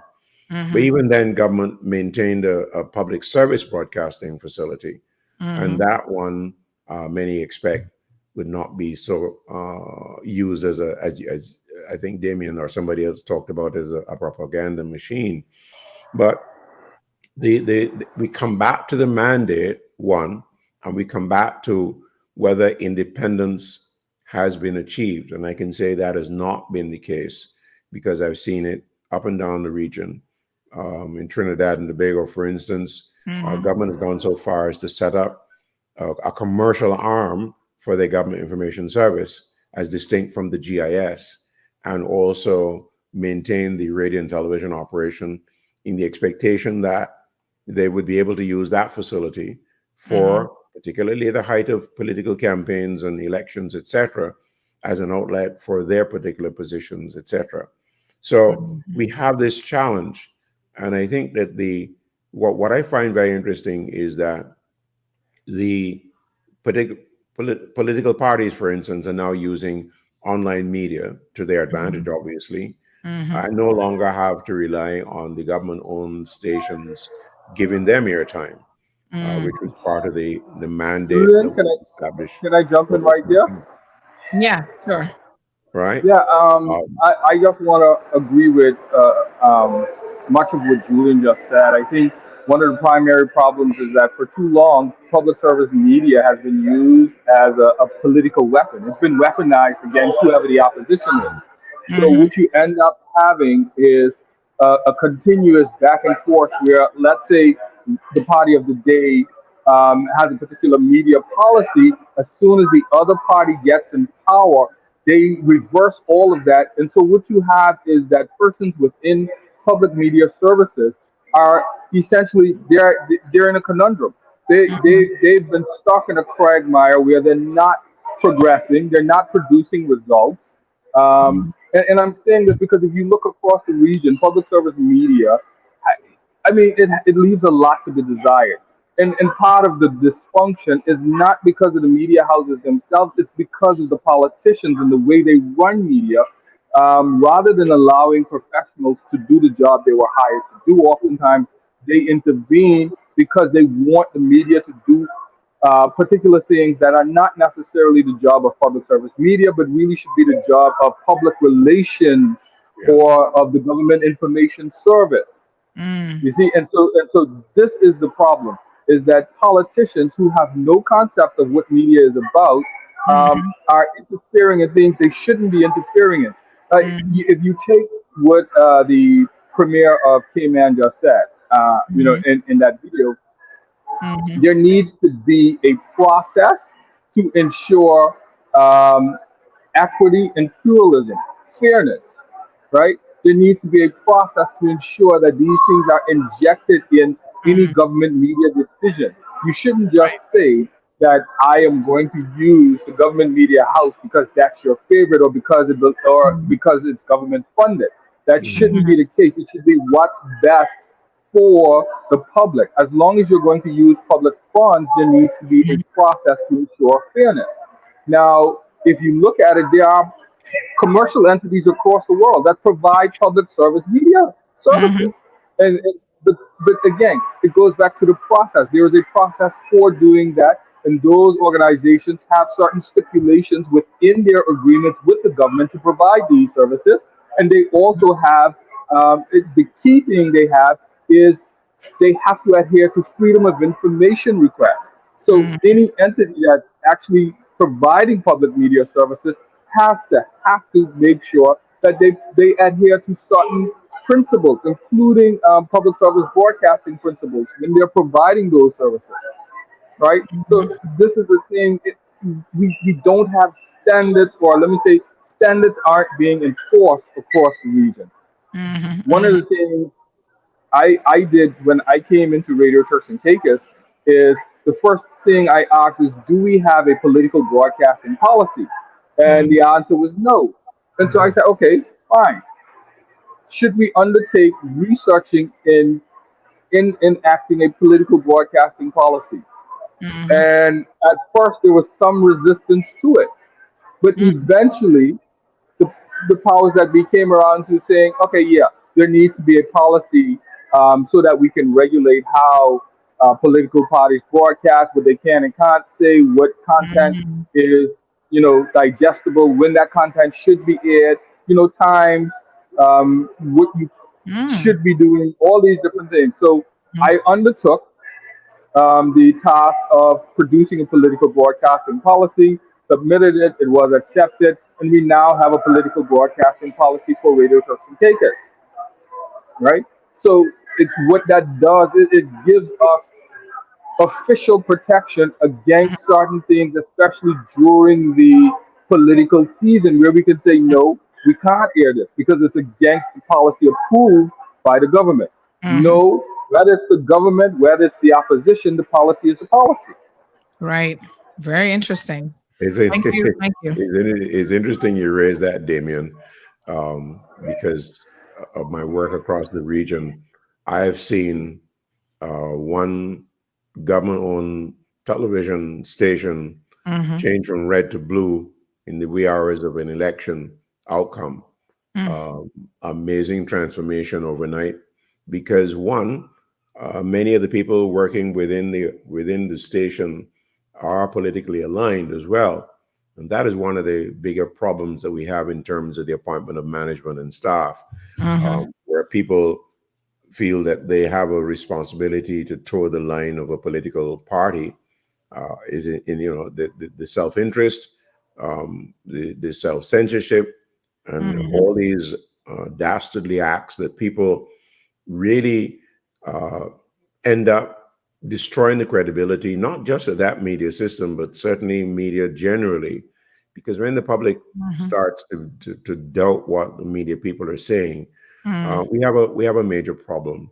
And I think that the at the heart of the resolution of this particular crisis, as far as I'm concerned, is a realization that times have changed dramatically, and that the real value of public service broadcasting, which you were referring to, Damien, earlier, is clearly demonstrated in a crisis where the government-owned system is relied upon to be the primary source, particularly in the dissemination of critical information to the public.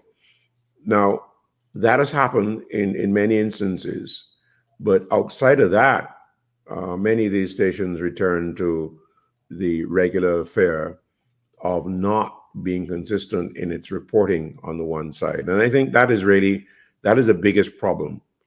The question to be asked is whether the government-owned stations should be involved in news production, because that is really where their biggest problem really lies.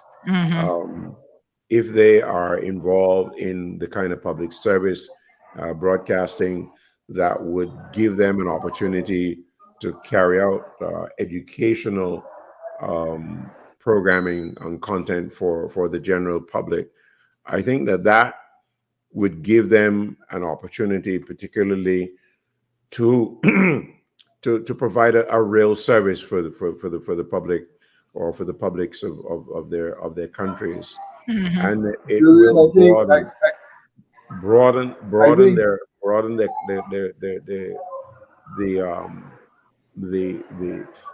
the reach and usefulness of the enterprise. I think that is really where there needs to be a review, really. And I come back to the mandate, what it is that you're supposed to be doing at a time like this. Yes. Damien?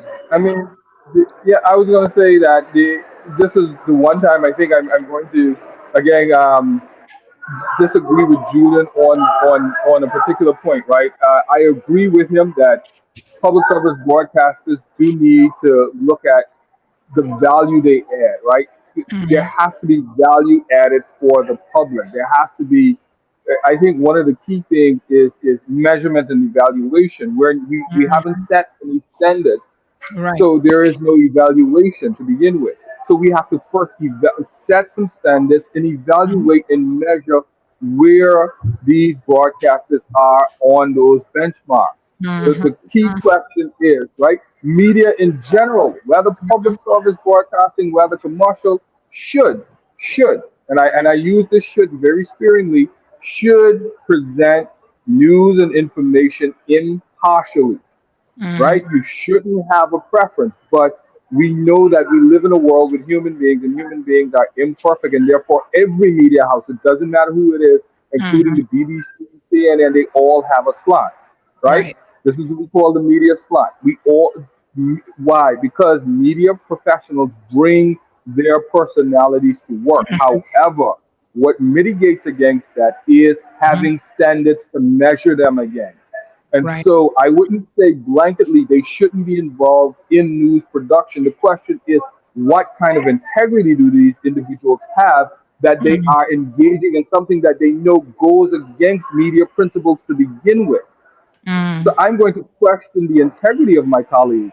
And yes, some people might say that's a bold thing to do, but it is a necessary thing to do. You have to practice impartiality. Yes. I don't care who it is. If the minister comes to me and says, Damien, we want to do X, I will tell the minister, sure, okay, here's how we go about doing X. But I also have to present the opposition side of the story. If he says, well, we can't present the opposition side, then I'll tell him, well, we can't present the government side. At the end of the day, if they're not happy with that, and it's happened to me before where, me and persons within government have had disagreements, and I've told them, listen, if you're not happy with the way I suggest doing things, I am contented with handing in my resignation and going home, because my principles are more important to me than any job. Why? Because I believe in my principles. I believe in a fair and independent media. I believe in journalistic integrity, and I believe in editorial freedom. And if I can't have that, then I would rather not be involved at all. Damien, you've hit the nail in the head in terms of this matter of independence. unfortunately, in a lot of our Caribbean territories, the fight for independence by media houses owned and operated by governments is one of the biggest challenges. In that, one, the environment in which people are living and working is so narrow that not everybody is as bold or confident or the word I'm looking for, in a position to take the stand that you are suggesting, or I have suggested, or have done in my time. And that really is a challenge. I know of instances where, I mean, there was one instance in Barbados where a prime minister attacked a journalist in Barbados. And it was such a vicious attack that guy went home, packed up his bags, and went off to Canada and never returned to Barbados. I mean, this is decades later. Many journalists can recount the kinds of attacks I have had in my own time, etc. But the real challenge here is for people to be in a position. You're suggesting taking a particular stand, and I agree, and I support that. But I think that the message really has to come home to the politicians that it is counterproductive to operate state-owned media in the way that they have. I was talking recently with another one of my colleagues in Barbados. I was making the point, for instance, that if the government sat down and looked at the investment it made in state-owned media over time, backing, $100 million loan injections, etc., is that really the value that to the government, to the public of Barbados? And I say no. But he pointed out, look, the politician feels that they must own this station, retain this station, because they see it as their mouthpiece. I'm saying, look, the reality is that times have changed. They now have their own mouthpieces. Their political campaigns are carried live online, wherever they go, so that the original plan for political broadcasts on television and radio, where the government was apportioned, say, an hour for a broadcast, and the opposition was given 30 minutes or 15 minutes, as the case may be. All of that is no longer necessary because they have their own outlets. I think what has to happen is that the governments need to recognize that times have changed, and they need to sit down and say, okay, this is the public service that we're prepared to fund. And these are the services that we expect to provide for the public of the Caymans or Turks and Caicos, as the case may be. They've got to make a bold decision in this regard, because the reality is that the credibility that they expect from these from these enterprises is not there. People do not believe what they're hearing or what they're seeing. The time for a radical change in that approach is now more than ever. Sandy, I just want to endorse what Julian just said, right? And this is something I've literally said to politicians at home on numerous occasions. I've said, listen, the reason why public service media is ineffective is you guys. Because you have no media competency, but you want to run media houses as if it's your personal microphone. Oh, And can I just give you 1 second? Let me just give you a kaboom there. Yes, indeed. And what that does is it causes us to lose credibility as professionals, and all people hear is propaganda. And therefore, the minute we come on, they're going to tune us out. So they're going to say, you know what, here comes Damien again with another propaganda piece.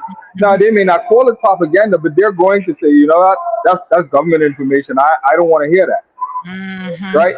The public may be slow, and I always tell politicians that. The public may be slow, but they're not stupid. Stop taking them for granted. They know propaganda when they hear it. They may not be in tune to it right away, but they will figure it out eventually, and all you're doing is undermining your own message in the long run. What you need to do, invest in independent, pluralistic media service that can provide public interest. Therefore, the public knows that when I tune in, I'm going to get the real deal from Julian. I'm going to get the real deal from Sandy. I'm going to get the facts and not the opinion or the viewpoint of the government. And if I get that viewpoint, it's going to be balanced by viewpoints from other sides, right? Let the people make up their own mind. What the government is practicing, in my opinion, is forced persuasion, coercive persuasion. You're trying to force the public to agree with you, right? And some people will say, well, they're not using violence. No, but they're using public relations techniques to force a particular viewpoint on their citizens, and that I don't agree with. It's wrong, and I think governments need to recognize that. Now, I'm not naive. I understand we live in a political environment, and politicians want to get their message across, and so they're always going to want to control. But Julian highlighted the perfect thing. You have to stop using new media in an old way. You now have media platforms that grant you full control. You do not need to take advantage of media platforms that were intended to serve your citizens. When you have what politicians need to do is hire proper public relations advice. Yes. Personal advice. That's what you need. You do not need control of the government media service. You need personal public relations advice, right?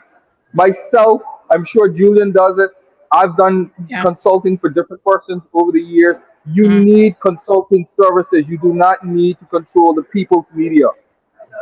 Beautiful. Now let me Get just pause that you. in your head. Yes, let me just pause you there for 1 second. I'm just going to mute you again. And I want to demonstrate, it was so interesting listening to the two of you, Damien speaking about how he has stood up to politicians, saying, no, I'm not going to do that. And if need be, here's my resignation. We've had several instances in this country under different administrations, in fact, who have threatened media. And I want to remind the people of this country when that has been done. So let's go back to April of 2022, right as we were going into a lockdown. And I want you to listen very carefully to what then Minister of Health and now Minister of Border Control, Dwayne John Seymour, had to say to Wendy Ledger. Now, this was in relation to her posing a question to him about an allegation that his wife had breached the COVID protocols of the day. So listen carefully, folks. Persons in the program, as just confirmed by the director, but that's something for us to consider. I'll speak with the director and Not hearing very well. let him assess the situation. Thank you. Also, are you able to comment on whether there's any truth to the story on Mile Road about a family member of yours managing to get their personal trainer to come and visit them? Well, first of all, you would have to be brave enough to ask that kind of question. I don't know who would be that stupid, but I can tell you a story of Joseph and Mary when Mary was pregnant and was still a virgin, and everybody laughed at Joseph, but he turned out to be the best story ever. And also Jesus chose to ride a donkey, a jackass, instead of getting a horse. I hope that answers it. No, not really.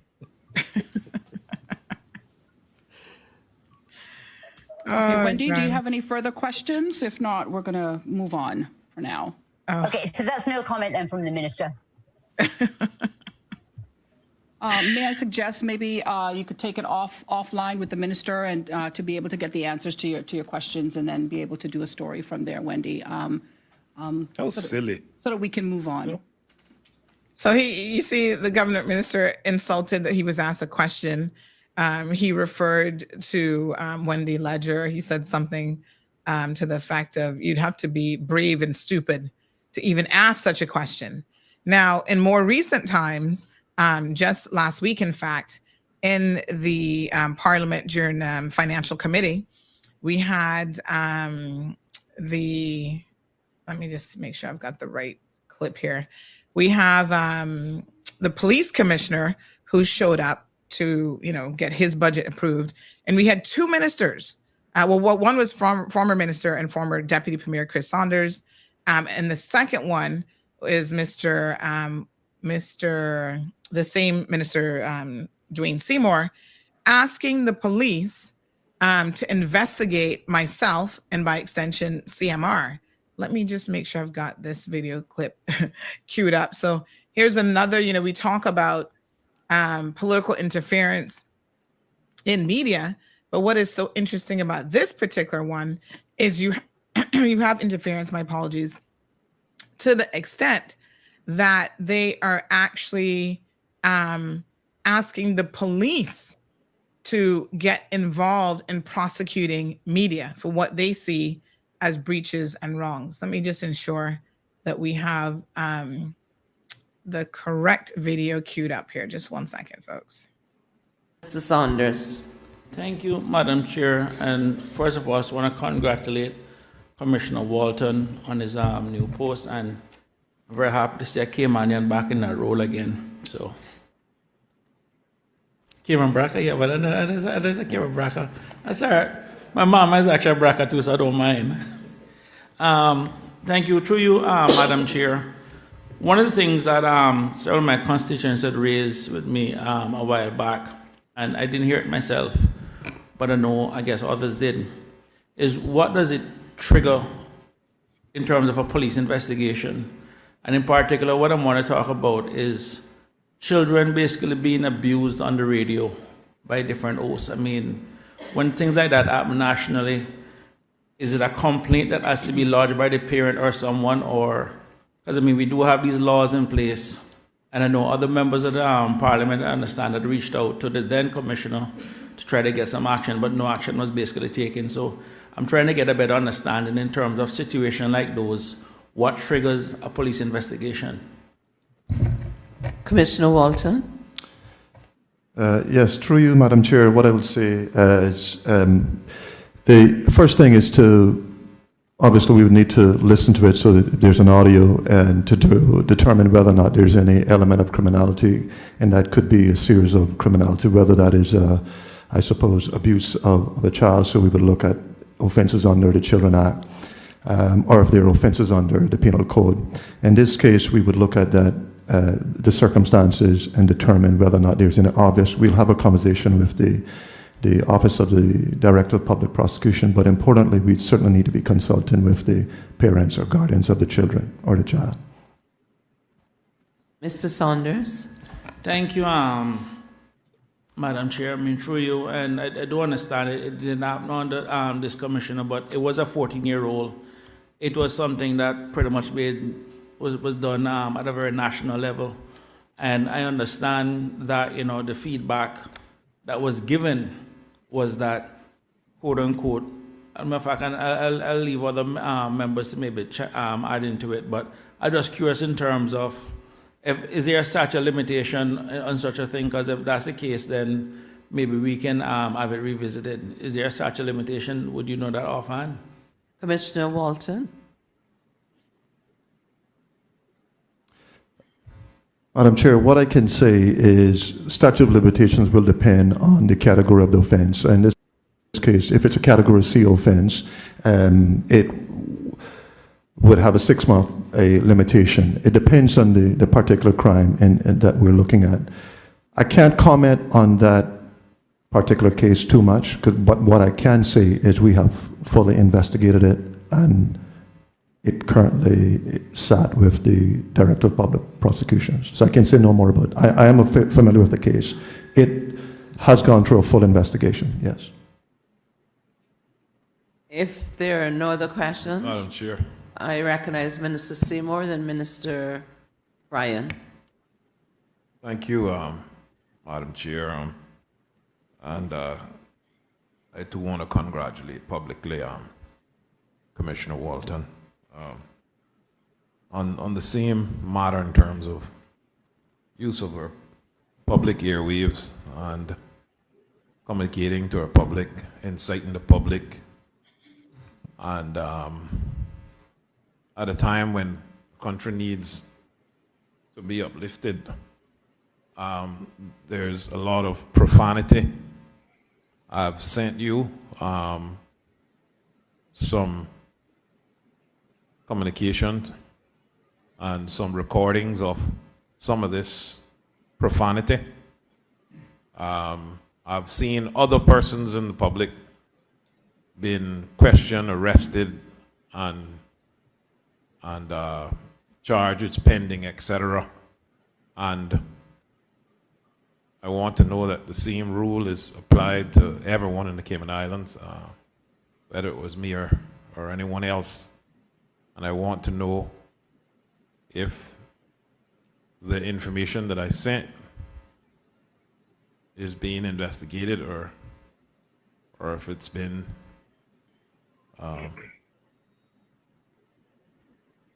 or if it's not being investigated. Commissioner Walton. Through you, Madam Chair, just yes, I'm aware of a number of correspondence from various members of the community.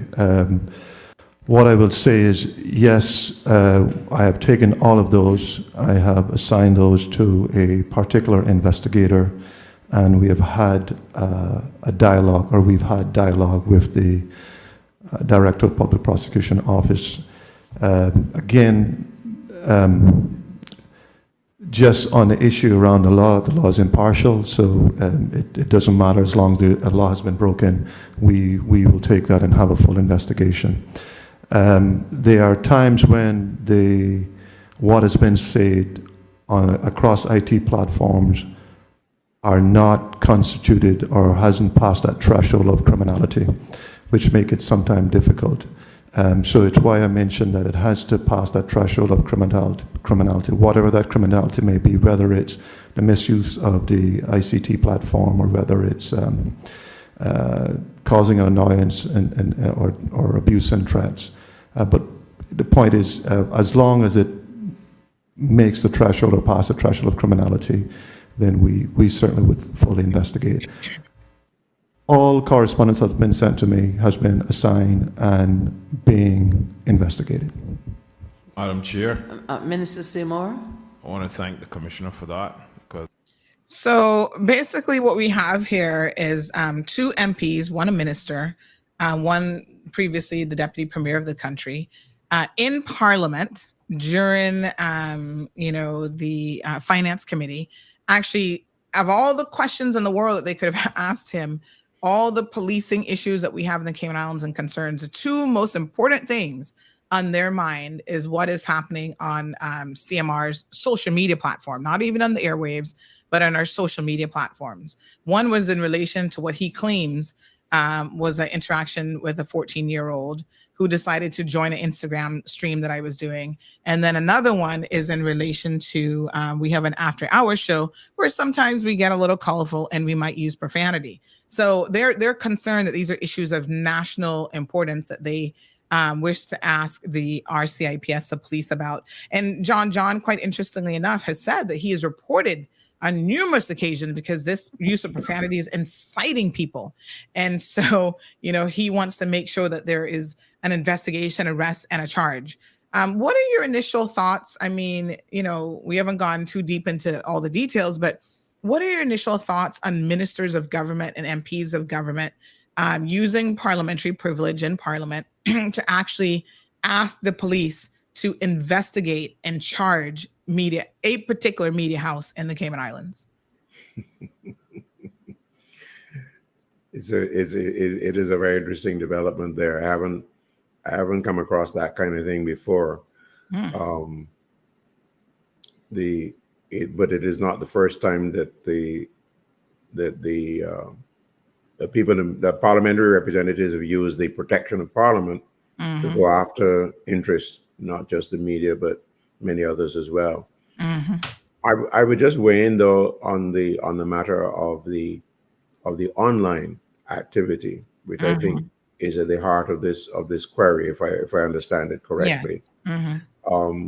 We do have a difficulty policing what is happening online, and that challenge really is everywhere. It's not Cayman, but it is worldwide.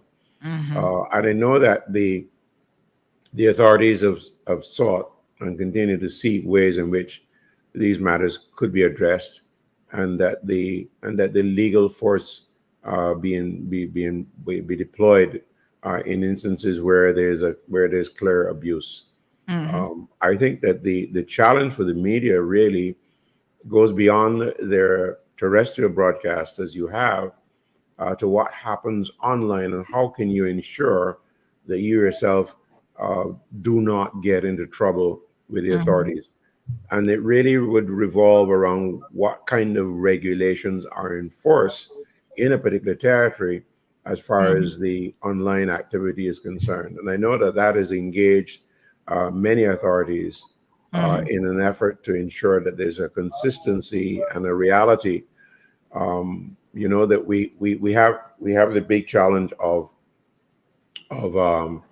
not being able to police a lot of what is happening online, because it is in a lot of instances is beyond our purview.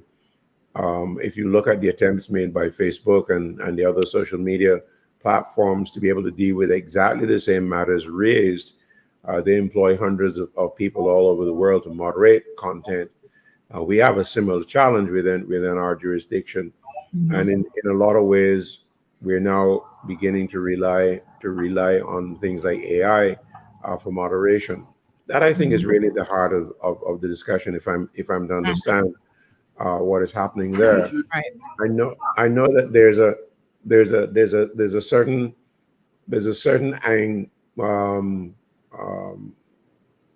the word is anxiety, not really. There is a tendency, which I really would, where people in authority think that they have a God-given right to begin to punish people, and it is not just the media now, but they arise as both police, judge, and everything else all in one, and that is a challenge in our societies.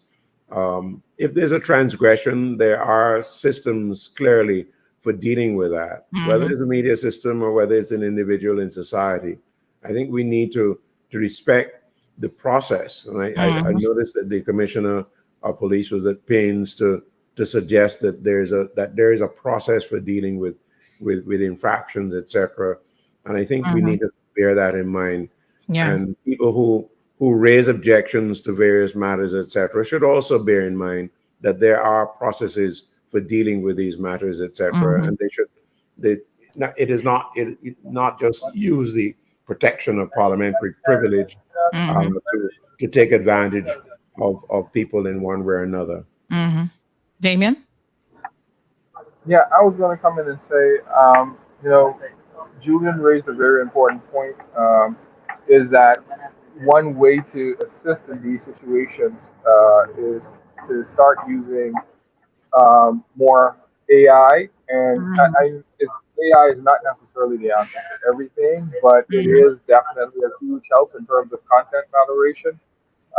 And so learning how to apply the technology to these platforms would be very helpful.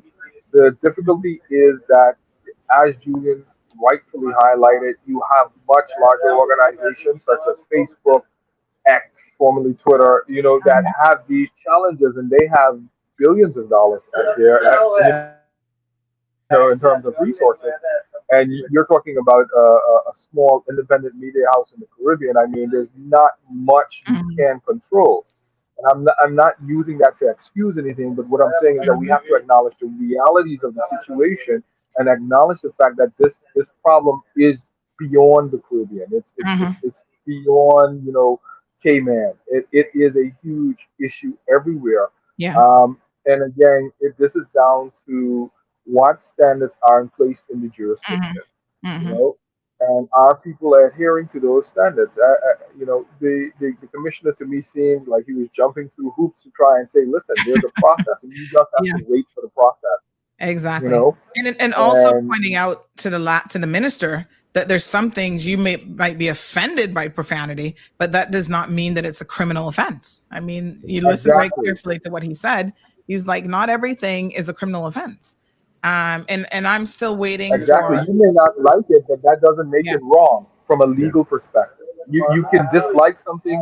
That's your personal opinion. That's your personal preference. But that doesn't mean that somebody did something wrong in terms of the way they conducted their job or their manner on social media. It's not necessarily illegal. Now, if the politician is it doesn't like something in particular, and this is what I say to MPs at home, remember that your role is legislator. Yeah. You can legislate that particular issue. That is how you deal with it. You don't need to use the police or anyone else to enforce anything. You simply legislate. Mm-hmm. Yep. Let's read a few comments that are coming in. And please don't forget the phone lines are open 936-2626. So if you have a question or comment for a guest. Anthony says, much appreciation for this wealth of in-depth knowledge and truth telling by these gentlemen. Damien says, do you think that this matters depending on the country and color of journalists and audience? I'm not sure exactly what this refers to, but obviously everything is tainted by different lenses, right? So yes, countries matter. All sorts of things matter when it comes to what you hear and even how journalists are treated across the region, across the entire world, really.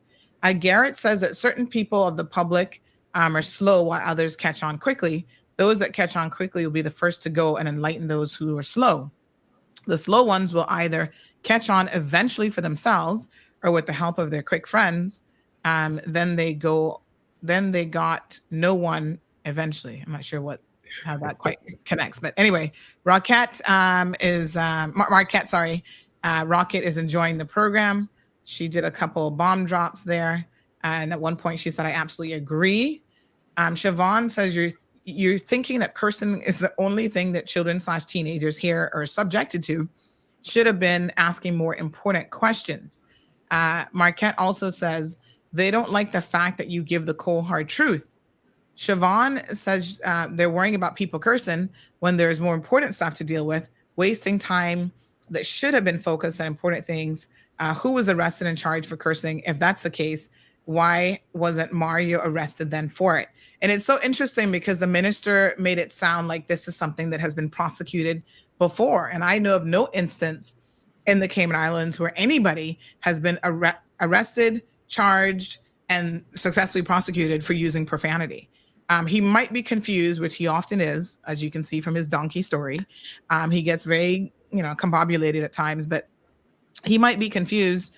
We had one instance of Mr. Elvis and Cayman Brack, and he was not arrested for using profanity. He was arrested for making threats towards members of the police, the judiciary, and elected officials. And obviously that case went nowhere and it was actually thrown out for technical reasons, but nonetheless, it was thrown out. There was another instance of Mr. Mario Rankin who had a profane-laced audio note about the governor making accusations against the governor. And that likewise, nobody was charged in relation to that. So Leroy jumping in, Leroy says, our justice system keeps failing us, the public and taxpayers. Well, no wonder, Leroy, when you have MPs who are not focusing on real important issues when it comes to policing.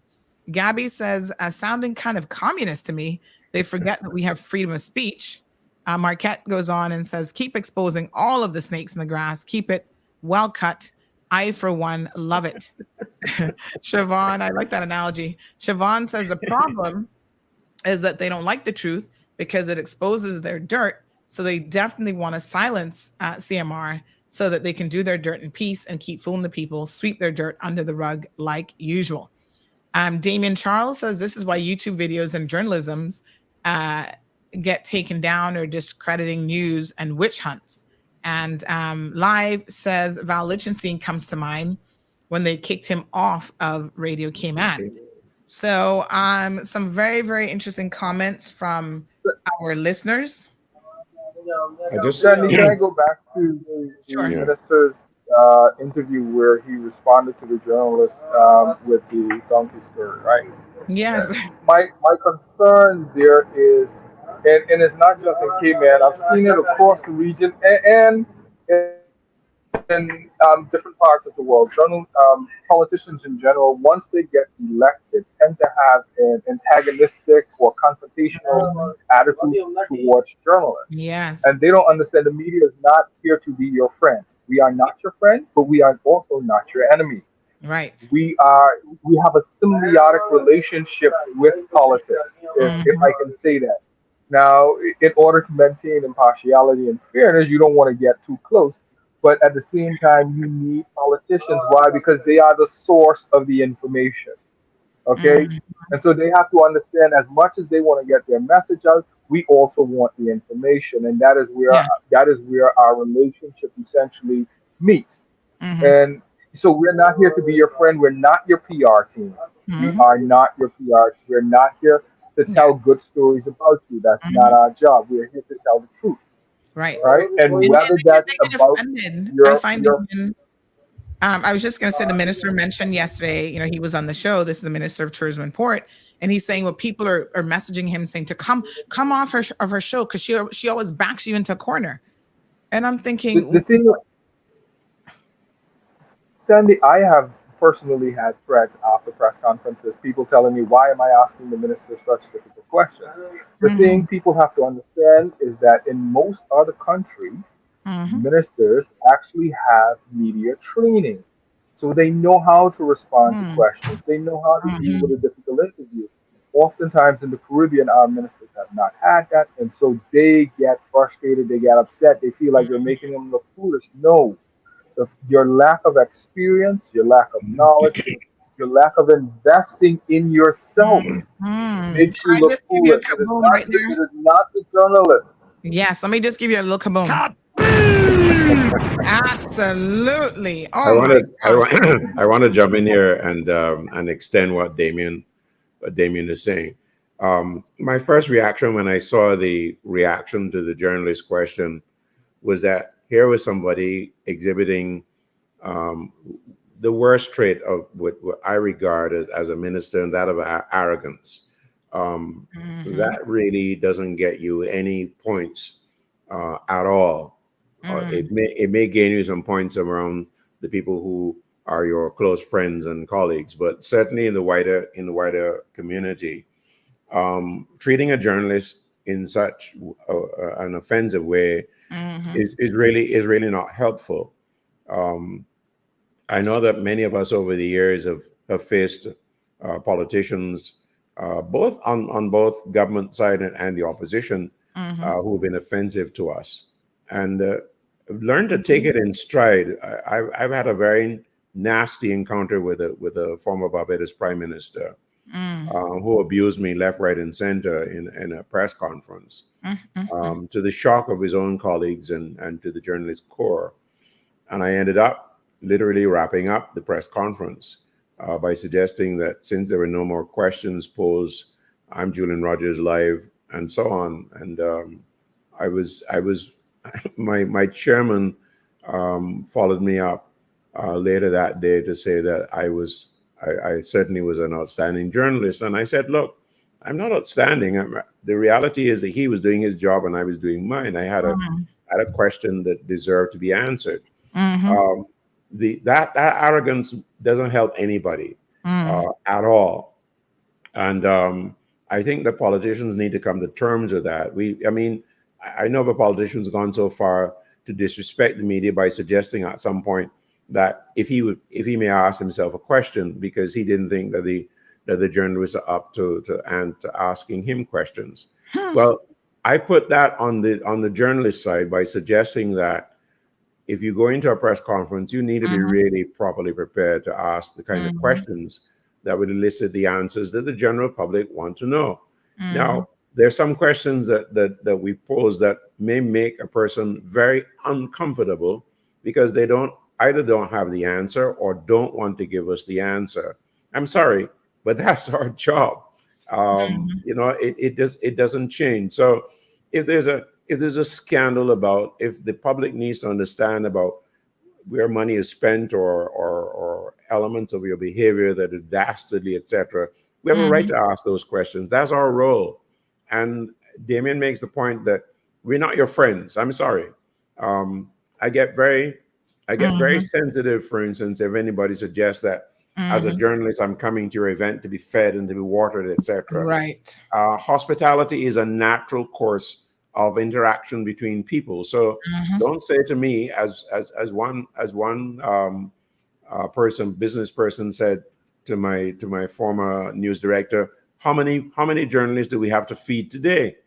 No, we're not coming to be thing, you know. And where for instance they have a function and there's a big lunch and there's no provision for the journalists to be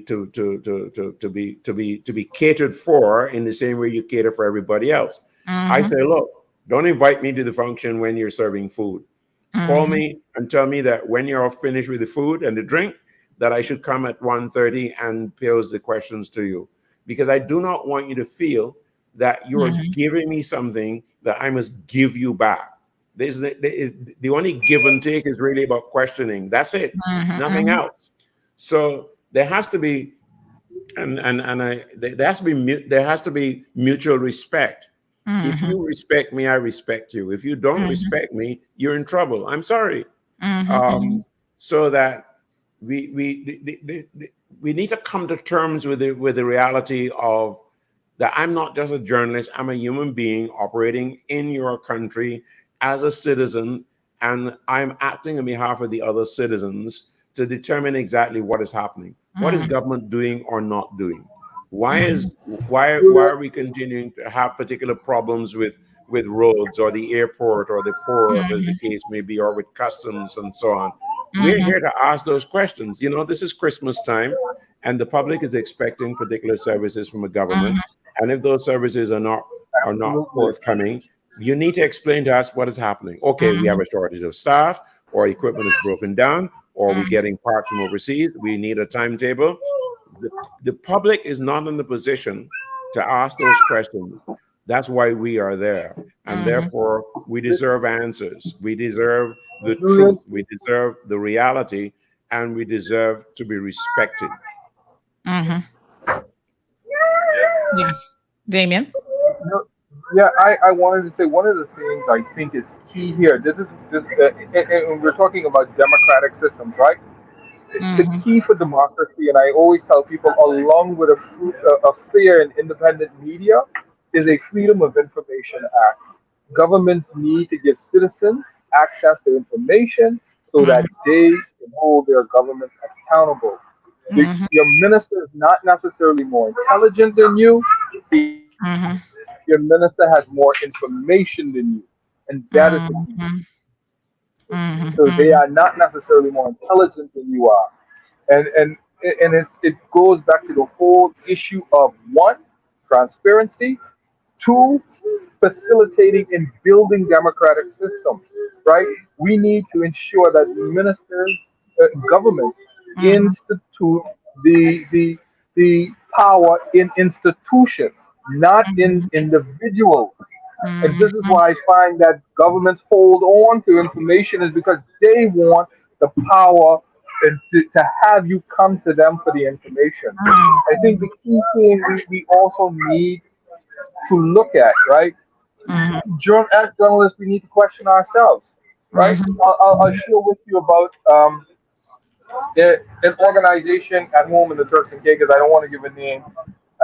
And they were having a particular media function, right? And they had invited journalists, and they had gifts for the journalists, right? Tons of relatively expensive. I wouldn't say overly expensive, but relatively expensive gifts. And so I didn't take any. And one of my colleagues turned to me and said, why didn't you take any? I said, because at the end of the day, this isn't for free.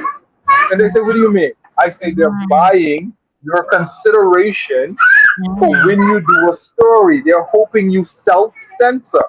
I say, this isn't for free. They aren't giving you anything. This is payment for future, right? For something in the future, so that if there's a bad story about them, you're going to say, oh, I remember they had this great event and they gave us gifts, so I might not run this story. And so we have to start looking at that when organizations, even governments, start inviting you to something. Mm-hmm. okay? And you think they're giving you, it's not giving you anything. Mm-hmm. This is why I even say governments have to be careful how you give to the media, because this begs the Yeah. question of, is the media truly independent, Right. right? Okay, we do And have a we as caller. professionals have, go ahead. Yeah, we do have a caller on the line. Caller, good morning. Welcome to the program. Morning.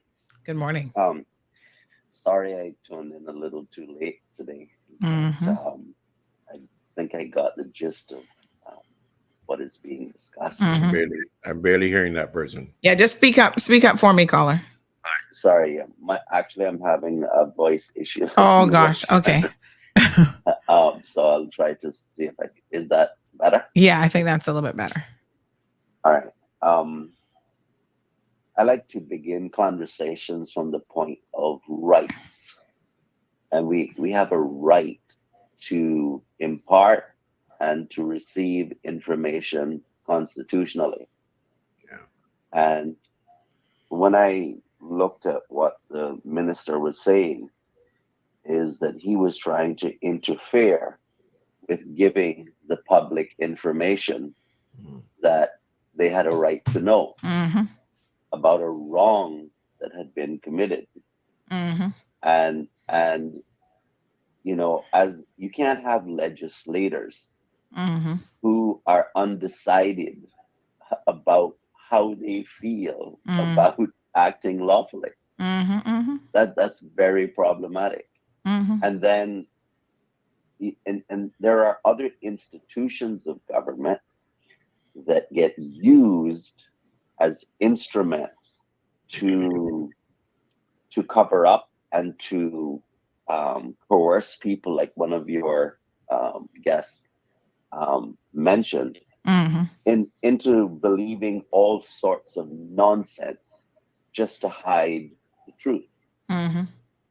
One of the things that bothers me quite a bit is how the courts are being used and how the courts themselves are behaving. It really bothers me big time, because I don't see the government jumping up and down saying, well, look, the court is important for the rule of law, and we need to make sure that it's properly functioning. And there is a problem in my view. I'll tell you, Sandra, I referenced it yesterday, Mm-hmm. and it's deadly dangerous, because if the courts are not functioning the way they should, none of society can function. We rely on, if I go to the court and I say I have a right, I want you to respect it. Mm-hmm. I need to know that the court behaves in such a way that my rights will be respected. Right? And I'm going to give you an example again. Section 29 of the Grand Court Act says that a judge cannot be sued unless they act maliciously. And to say, and for the courts to say that that you can't sue a judge, even though the Cayman statute says very clearly that yes, you can sue a judge if they act maliciously. Mm-hmm. Shows that the court is not given that statute its proper interpretation. And quite frankly, it doesn't need any interpretation. It literally says what I just said. You can't sue a judge unless they act maliciously. If you or I wanted to go to court now, and we wanted to address a matter that government had done to one of us, but the government is trying to cover up, and you're uncertain about whether the court is going to give the plain, clear reading of the law, what does that mean about fighting for your rights against the abuses of the state? The reason this is so important is it's like we're talking about how the government treats the media. Mm-hmm. But the reason why I'm bringing up what I'm bringing up about the court is because I'm trying to address, well, what are we going to do about it? The venue that you have to go to, you have to know that that venue is a place you can trust to do the right thing. I mean, so I believe that that our rights are not ever going to be protected unless we defend them. That's why when they come for you on certain things and you go to court and you defend yourself, that somebody else isn't. There's no agency of government that's going to just ride in on a white horse and save you. We defend our own rights, and if we're too afraid to defend our own rights because we've been brainwashed by politicians that, oh, no, you really don't have that right, or it don't work like that, or you don't understand, or some other nonsense to cause you to put your hands up in the air and surrender your rights. This is dangerous. This is very, very dangerous. And I mean, your guests are sharing some really important information to the public this morning. I just wanted to bring in that other side of it because it is something that a lot of people are not willing to talk about, including attorneys. Who is supposed to be looking out for what the law in the country says? Who should be agitating for justice if it is not attorneys? Okay. Thank you very much. All right. You know, he's Yes. Yeah, I was going to say that caller shared some significant points right there. Yes, indeed. I think. Yes. I think that back caller has raised, what I consider as a significant point, which really reinforces what we discussed earlier about not only the right of the journalist, but I think most importantly the right of the public to unfettered, access to information. And one of the tools that they do have, or the channel that they're relying on, really is the media, and therefore any attempt to stifle media operation or to refashion what the media is doing, etc., is a challenge to that right. Across the Caribbean now, we become very accustomed to having the freedom to speak our minds, obviously with responsibilities. And I often say that in the absence of outlets for the general public to have their say, we could very well end up with riots in our streets. And I think that we need to recognize the value of that openness, which is very, very important. Yes, it comes with responsibilities.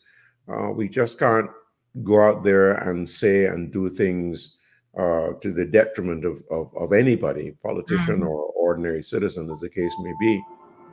But I think that we have to police it, we have to manage it, we have to challenge it where it is required to be challenged, and we need to keep working to ensure that there's a consistent flow of critical information for the general public, because they're the ones who have to vote. They're the ones who have to decide exactly whether this person or that person really represents our best interest. And that, I think, is at the heart of the democracy that we are continually trying to fashion across the Caribbean. And if we don't recognize that, then we're going to have trouble, real trouble on our hands. Yes. We do have another caller joining us. Good morning, caller. Welcome to the program. Good morning, Sandy, and good morning to your two guests. In particular, out of just a personal reminiscence, let me say that Mr. Rogers, I've watched him for the last maybe 20 years, including some of his struggles, including in Trinidad and so on. It's so good to see that you're soldiering on, both of you, in this very noble profession. Now, the previous caller covered some of the issues that I wanted to say, but I was going to make the call anyway. Mm-hmm. You see, the point I think should be emphasized is that democracy, in order for it to work, all the component parts have to work very well. And of course, a component which is key to that is the fourth estate, the journalists and the job that you do. And by journalists in this particular context, I cover everybody, including trained, untrained journalists, bloggers, just people who are in the stratosphere talking about these things. Now, about the tapes that you played from the Legislative Assembly, which I've watched several times. Mm-hmm. You see, I felt very uncomfortable to look at politicians sitting in Parliament, where they enjoy parliamentary privilege, prompting public authorities, law enforcement authorities, to say, I have filed this complaint against certain people. Are you dealing with it? Now, if they have filed a complaint, that's fine. They are free to file the complaint. Now, some of the complaints, you wonder whether they are genuine, but okay, fine. They have filed the complaint. Why do they have to come up in a public forum to try and effectively put pressure on these people in the public gaze to say, well, you know, why basically saying, why aren't you arresting X? I think that is highly, highly improper. If they've made a complaint, let the process play out. And if those authorities in any way abuse their authorities, you know, like to prosecute or not prosecute, there are ways to complain. Don't use a political forum to force a professional institution to do certain things. Now, the previous caller also mentioned about the judiciary. You see, you've got the society, right? The society is there, and there are those dynamics. You know, the executive, the legislature, everything is like there are dynamics taking place in society. But when a right is not being respected, where do you go? You eventually have to go to the judiciary. So everybody out there can perhaps respect the law, but if one person doesn't, then you go to the judiciary. So it is very, very important that the judiciary should act properly, because ultimately, even if you have a right, and if you go to court and the court says you don't have it, then that right is a dead letter. Now, that brings me to the case that was what CMR had, okay? Where you reported a case. This was a case relating to a foreign person. I won't mention the name. It was you reported a case. The facts were reported. They were true. There was caution taken in that before the report was produced, the person was given a chance to respond to it. It was document backed and everything. And yet, when eventually it was published, it went to a judge, and the judge issued an injunction to bring down a story that was true. Now, there is a problem there. You bring down the story that was true. Now, to be an interesting part of this, that is the same judge who I would just say was sued by a member of the public. Let me just put it that way. And was found to have lied. It's the same judge. Now, why am I mentioning these two things together? I'm mentioning them because there has been no effective complaint procedure against judges in the Cayman Islands. For 7 years, they never enacted the rules that the Constitution requires to govern complaints against judges. And once that complaint procedure is not working well, then they are likely to run amok, because they know that even if they mess up something, you know, there will be no complaint procedure. And the reason why the complaint procedure is important is because there are certain things you can't really appeal. There are certain things that they are not part of the case as being litigated. They are matters of the conduct of a judge. If a judge calls you, for example, an F word, That might not affect the substance of the case, but that's an issue of conduct, and you have to go to a complaint procedure. And let me end on this by saying that now that the judiciary, in my view, in the Cayman Islands, has not been performing its role, then it becomes a political issue. Because then you have to deal with it through legislation. You have to say, okay, the judiciary, we want you, whenever you write your annual report, how many complaints against judges, how many complaints against lawyers, we want you to write a report, we want you to send it to the Legislative Assembly, and we want to be able to tell you whether, in fact, the judiciary is working the way it's supposed to be working. So there has been a failure of the political system, and this is how it is very important that the politicians respect the human rights, because ultimately, even when the judiciary fails, it will be the politicians, the elected representatives who have to act. And if they don't act, they have to be voted out by the people, because ultimately the people are the ones who will hold them accountable. I thank you. Thank you so much. Appreciate that. All right, folks, we're going to 10:30. So if you do have a pressing comment or question, this is your opportunity. We do have a question from WhatsApp that has come in. They say, ask the panelists about what roles citizens can play to create better outcomes in terms of information sharing. Well, I think the reality is that citizens are already sharing a lot of information. Unfortunately, a lot of that information is not verified, and it does raise or remind us of the responsibility of the professional media. But there's a lot of information sharing now.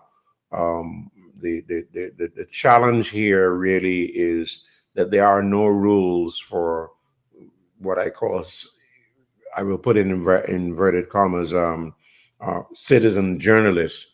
People going down the road to see an accident, and a serious accident, and somebody's lost their lives, and the person takes out a phone and they take a video of it and they post it online, and all the gory site is exposed long before the family of that person gets to know that they're even involved in an accident, far less dead.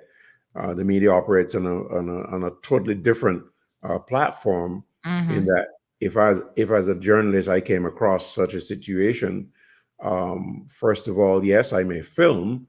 I may also share that there was an accident, and I can also say that there was a fatality. But I have a responsibility to work with the authorities to ensure that they're the ones who inform the family of that particular situation.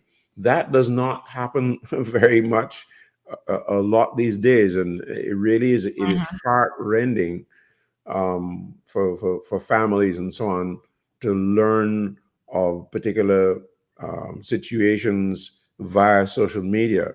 And that is one of the biggest challenges that we have in our media environment, because the rules that we operated by are superseded by this whole change in the environment, and that really is a big challenge. I can point to so many instances in terms of our coverage of events that come under pressure because the general public is already reporting. And I say, for instance, that the old pattern of waiting for the news at 7 o'clock on television has gone through the window. Most because definitely. people already have the news and they have the updates and whatever else. Yes. But our role as journalists still remains. We are the verifiers, and that, I think, will never change. Yes. And let me say, we do have Can a I follow-up question. Yes, jump Damien. in here, Sandy? Sure. Yeah, I just wanted to say that, Julian has hit the nail on the head. The role of the media in this situation is as trusted verifiers, right? This is why it is important to have integrity. This is why it's important to have standards as media professionals, because the public rely on us to verify information that's provided. Now, the question that was asked was about, what role the public can play. It's simple. Educate yourselves. The most effective way to hold a government accountable is to educate yourself on the issues. we are supposed to have participatory democracies, which means that the citizens must participate. There is a role for you. You are judge, jury, and executioner at the end of the day. There are essentially four estates: the executive, the legislative, and the judicial. Yes. And of course, the media is as the fourth estate, and the media is supposed to hold all others accountable. But it is incumbent upon the citizens. This is where I've always said, when people ask me about the fourth estate, I always said, well, there's a fifth estate, the citizenry. You hold all of us accountable. It is your job to ensure that the media, the government, the legislature, and the judiciary are doing their job and doing it to a standard that you are satisfied with. Why? Because we're meant to serve the public. This is where politicians forget their job. You are a servant of the people. You are not their lord and master. Okay? This is where judges may forget their role. You are not lord and master. You are the interpreter of the law. I'll go one step It is further, your role Damien. to ensure that the Yeah, I will just Go ahead. add I say I'll just add to Damien's point about public education, and it is something that I talk to journalists about over and over again. We now have access, all of us. When I say we, all of us now have access to literally all the information in the world. We no longer have to go to a Collier's encyclopedia in our mama and papa's house anymore. We have the tools to be able to research and to find out exactly what the position is on everything under the sun, so that we and our citizens of all our countries are in a far better position to be knowledgeable and not just wait for one source of knowledge and information. And it is, we have a responsibility now from to encourage all the young people and all the old people and everybody else to embrace in what my father always talks about, of continuing education. And it is possible to do it for free. It doesn't cost anything to go online and to research a particular situation and to be able to form your own opinion, which I think is very important here. We need to bring diverse opinions together. You form your opinion and you make that your particular position.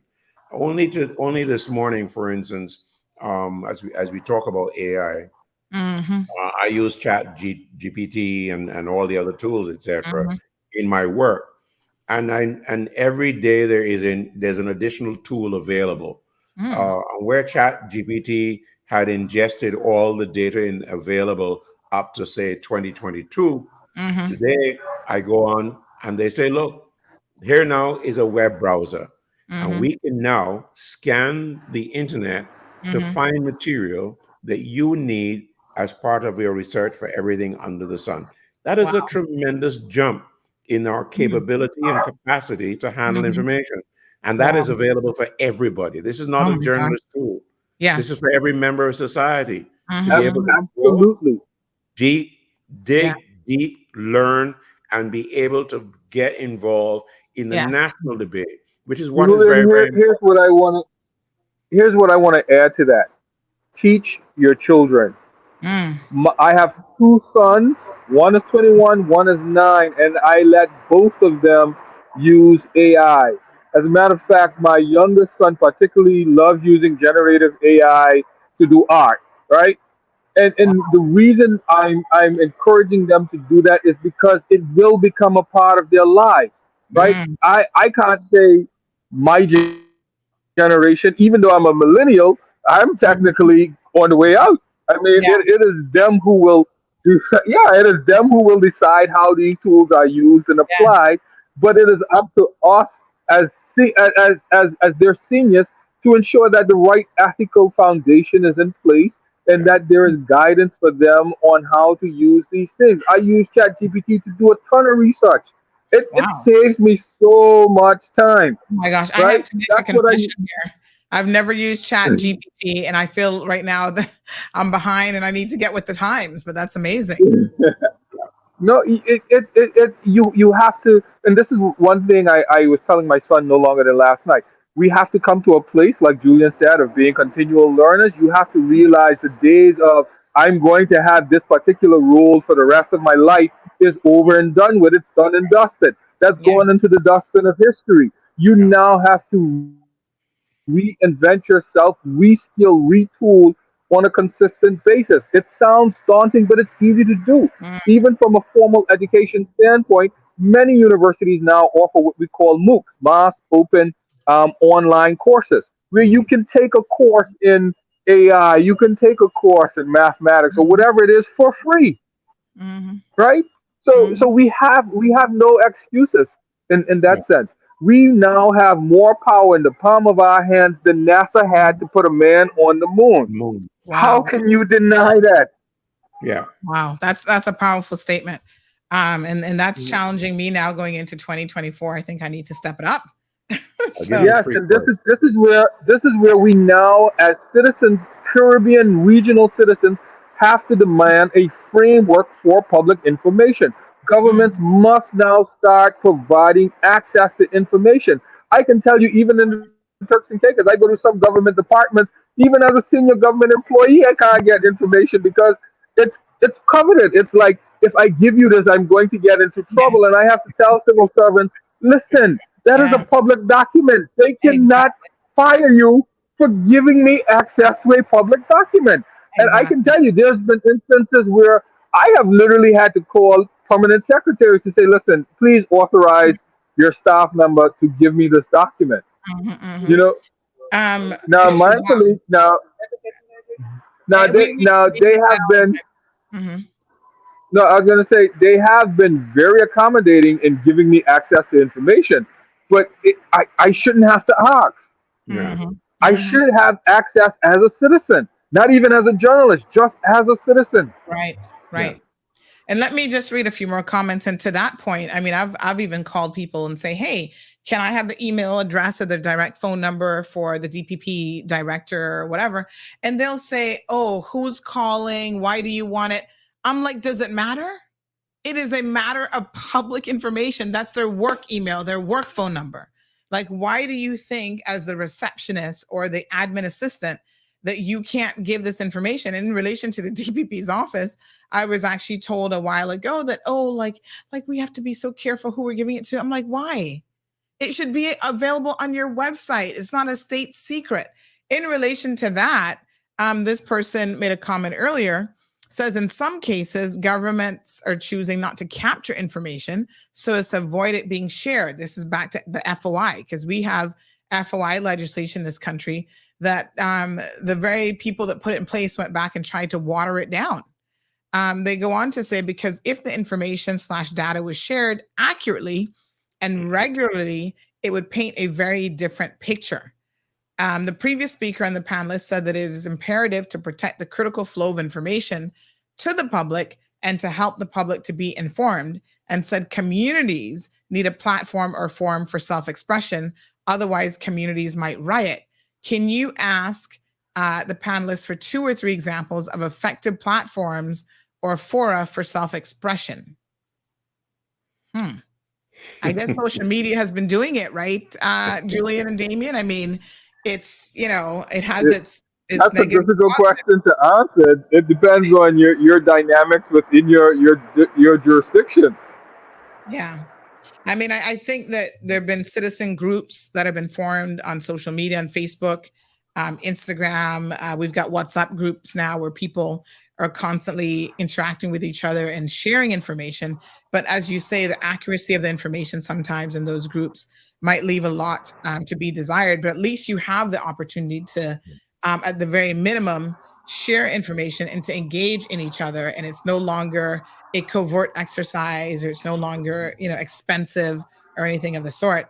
So we talk about the rise of technology being such an incredible game changer, even in the space of media and communications. And going back to what the premier said about injecting, I should say, further capital into Radio Cayman, I was kind of curious if she had even put her mind to what exactly that means, because I go to their studios and they have relatively speaking, a lot of equipment. I'm always in awe because I love technology and I love equipment. And I go in there and I'm like, oh, what does this do? And what does this do? You know, they have the best of the best, but having equipment and having the best of the best still doesn't make you the best. You know, there's a lot of, you talking about citizen journalism. There are a lot of legit journalists now who use very little equipment. They simply have their iPhone and a tripod and maybe a decent microphone. And they're able to produce amazing content. They're able to produce and create and capture stories and information that is really, really impactful. So I caution people, and this is really a caution for the government in particular, to think that simply throwing more money at a situation will make it better. I give you one example. At the moment, we have no youth program here in the Cayman Islands. Radio Cayman used to have a show called Youth Flex that was on for many, many years. It has fallen by the wayside because nobody was listening, nobody was engaging. And my understanding is when there was a call to revamp it, like let's do something different, whatever, the person came with a proposal that had this humongous budget attached to it. Oh, we need all this equipment and all this stuff when they have it all at Radio Cayman to sit there and do it like how they were before. And they're missing the point because someone said to me, Sandy, how do you do what you do on basically a shoestring budget? You know, because they missed the point. In order to engage with the public, you don't need the most expensive equipment. You don't need to spend, you know, tens of thousands or hundreds of thousands of dollars. That doesn't increase your engagement. And Yeah, so, let me you know, let me jump in. Let me jump Go in ahead, here because Julian. I think that you've hit the nail on the head in terms of, and we did, you know, when it started out first, I was querying what was at the heart of the minister's point about providing more funding and more staffing. I happen to be in a position where I have assessed the performance of two state-owned enterprises in media in the region. One of the glaring things that stands out for me is that in one instance, for instance, they've got a staff of about 200 people, a huge enterprise that was set up back in the 60s and sustained over the decades. But they're at a point where they're bankrupt and really should not even be existing as an enterprise. So what is the answer there? One of the things that I recognize, and it is not just in their own outfit, but in another commercial outfit that I've been associated with over the last 5-10 years, as the case may be, because in the nature of a consultant, I'm looking at what is required to transform media enterprises. And I'll give you this one example. If you have 200 people on staff, how many of those people are involved in what I call the productive activity or the core activity of the media house? If you have 200 people, then I expect a higher level of output of content, far more than, say, 3 hours a day. A talking head program in the morning for 2 hours and the news at night at 7 o'clock for another hour certainly is not reflective of the investment in 200 people. As it turns out, there are a major portion of those people are in support services. They're not in the core business. So that your newsroom ends up having 12 people, your radio station has another 12. So what are the other people doing? The other people are involved in sales, they're involved in accounts, they're involved in HR, they're involved in technical, they're involved in transport, and so on. That was all well and good decades ago. The reality is now that you're just pointing to the fact that it is possible to do a lot more production with very simple tools. A telephone, for instance, an iPhone can allow you to film interviews and to edit and produce, etc. So that there has to be an overhaul in terms of what is the enterprise expected to do and what resources it really requires to carry out that mandate. That's why I said at the outset, there has to be a revision of the mandate. What is it that this enterprise is expected to provide to the public of the Caymans or Barbados or Trinidad and Tobago, as the case may be. If you resolve the mandate, then you begin to look at what is required to conduct the particular work that is expected of this enterprise. If you begin there, you begin to realize that this massive investment that was made decades ago is no longer relevant. It is better you get a warehouse somewhere and set up 3 rooms for the radio station, 2 rooms for the TV operation, and another small support offices for the people who are really managers, not just all these various things, etc. And you also look at what are the services that we are now maintaining that can be outsourced, even within the production capacity. In other words, there may be people who could very well team up and form a small business that provides you with content, as the case may be. These are the kinds of things I think that all these state-owned enterprises need an overhaul, not an injection willy-nilly.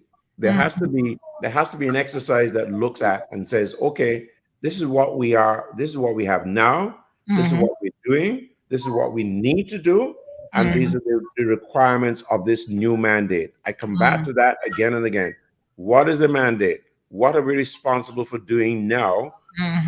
Or what are we doing now that we shouldn't really be doing anymore because the market has changed? Are we a commercial enterprise or are we a public?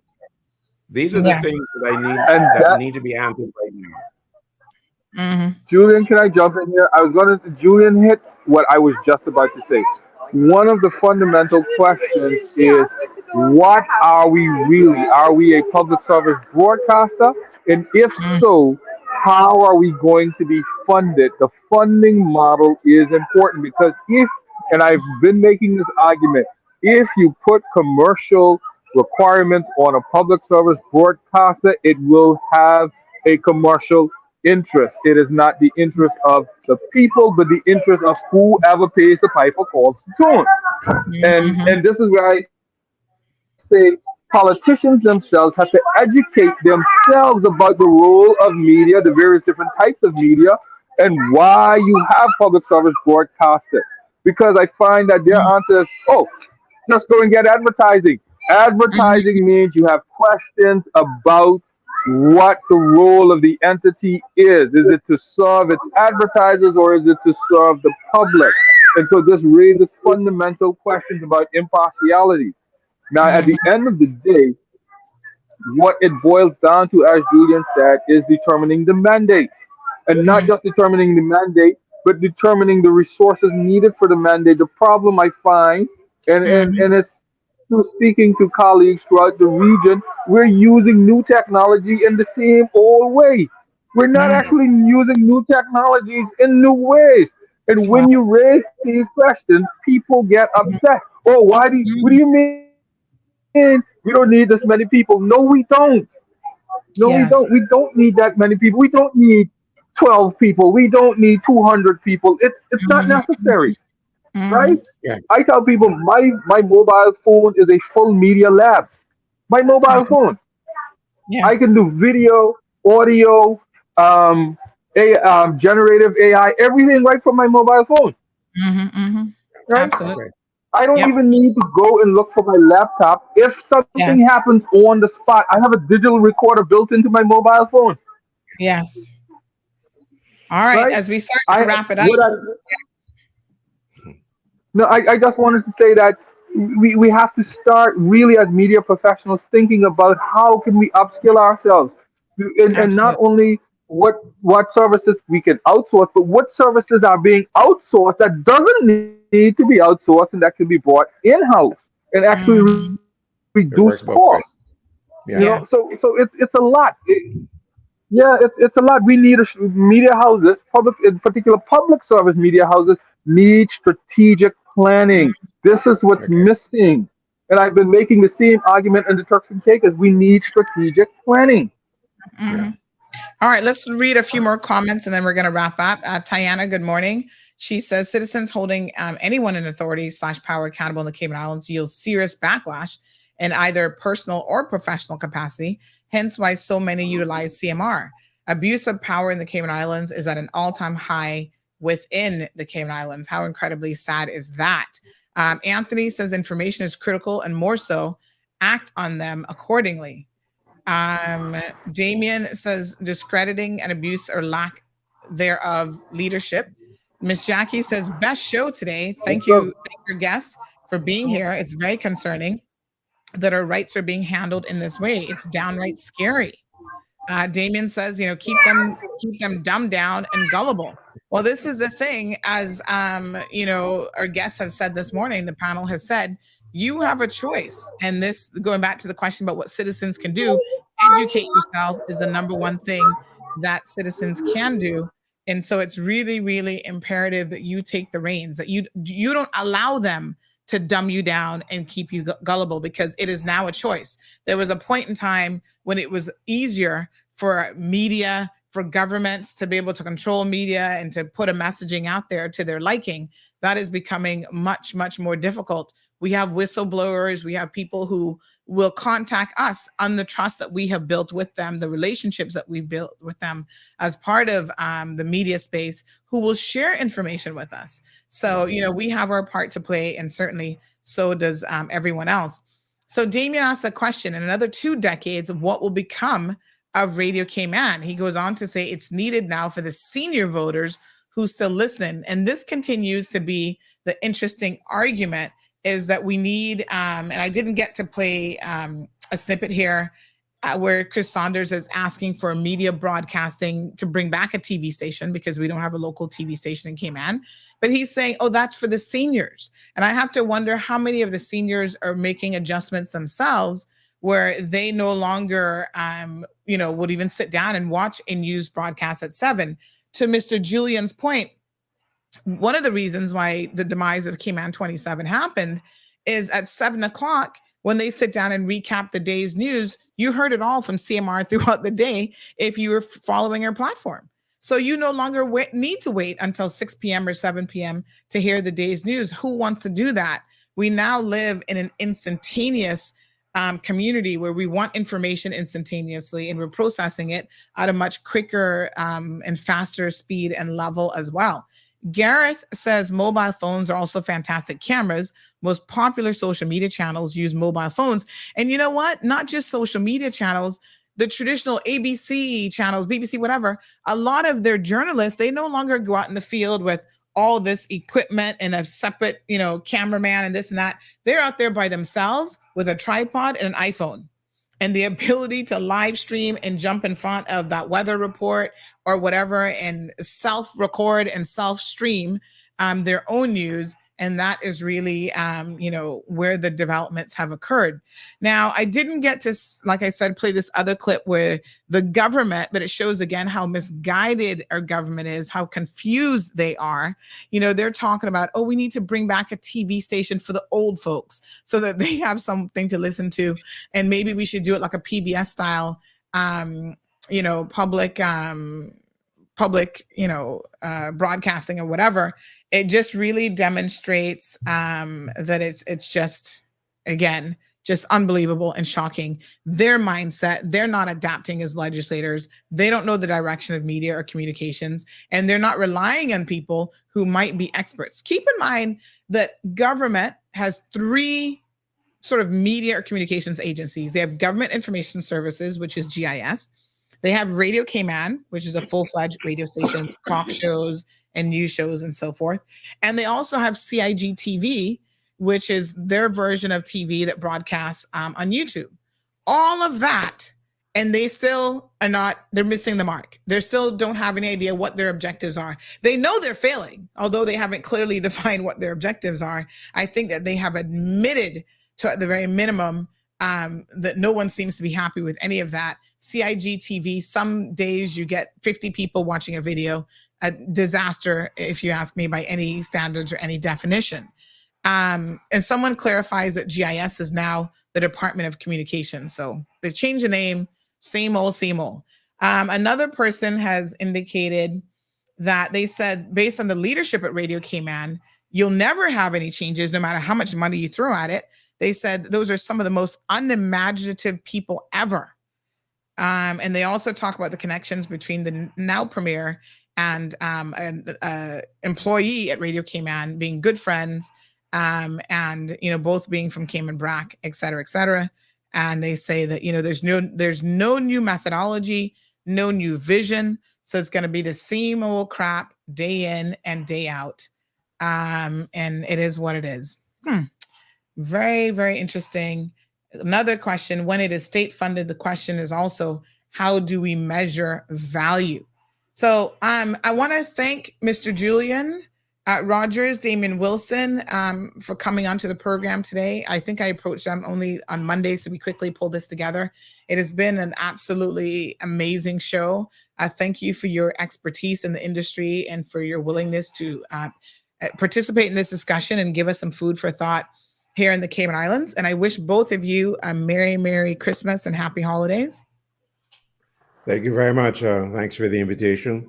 Always interested to chat about this particular subject, because I think it is not just dear to my heart, but I think it is crucial to our democracy across the region. Yeah. And you know what, Thank too? you, Sandy. Yes. No, I just wanted to add to what Julian said and say, I fully agree. I think understanding media and the role of media in participatory democracy is of the absolute importance, and it's paramount for citizens themselves. And I know we stress this all the time as media professionals, but citizens really gotta understand that you must play your part. We can only do so much, because if you don't support media, then that's when trouble starts, or that's when essentially democracy ends. So citizens have to play their part. And I'll just say what the person asked, about what they can do. Ernst & Young produced a report on public service media a few years ago. I don't remember the name of the report, but they can Google it.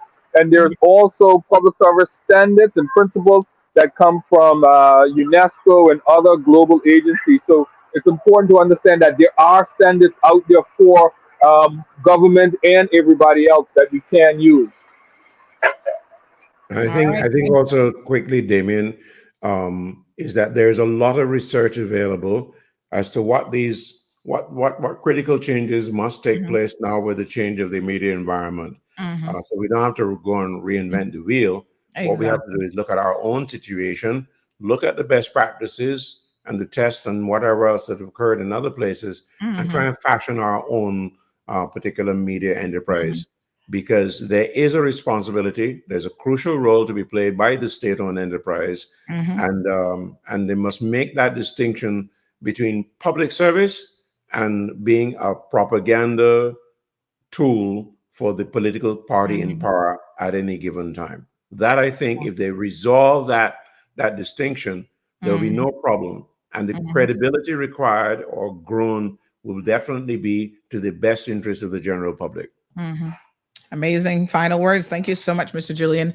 And I'm going to leave you with this video. I know we played this clip earlier in the week, but this, ironically, the question came from Miss April Cummings from Radio Cayman. She was asking the premier at the time, this is back in 2020, I think it was maybe June of 2020, but she was asking Premier Alden McLaughlin what his thoughts were. Again, now listen to this question, because I thought the question was crazy to begin with, but her question was, government was introducing a new job portal online for people to be able to apply. Every employer on island is supposed to have mandatory, very few exceptions, mandatory registration. You register your jobs, people go to one central location to apply for these jobs. Her concern was a private newspaper, the Cayman Compass, would suffer as a result of this new innovative, move by government. They would actually suffer because people no longer had to advertise in the Compass, because there was a mandatory print advertising component in our immigration laws that was now being done away with an online platform being ran by the government. So her, question then was, what is the government prepared to do to make sure that that does not negatively impact Cayman Compass's financial position? I mean, it's an unbelievable question that anybody, and she works for Radio Cayman, so maybe the thinking is government has to bail everybody out, including private sector media. But listen carefully to how Sir Alden McLaughlin responded to that question. And folks, this is how we'll end the show today. Thank you guys so much for tuning in. Thank you. Make sure you tune in tomorrow morning at 7:30.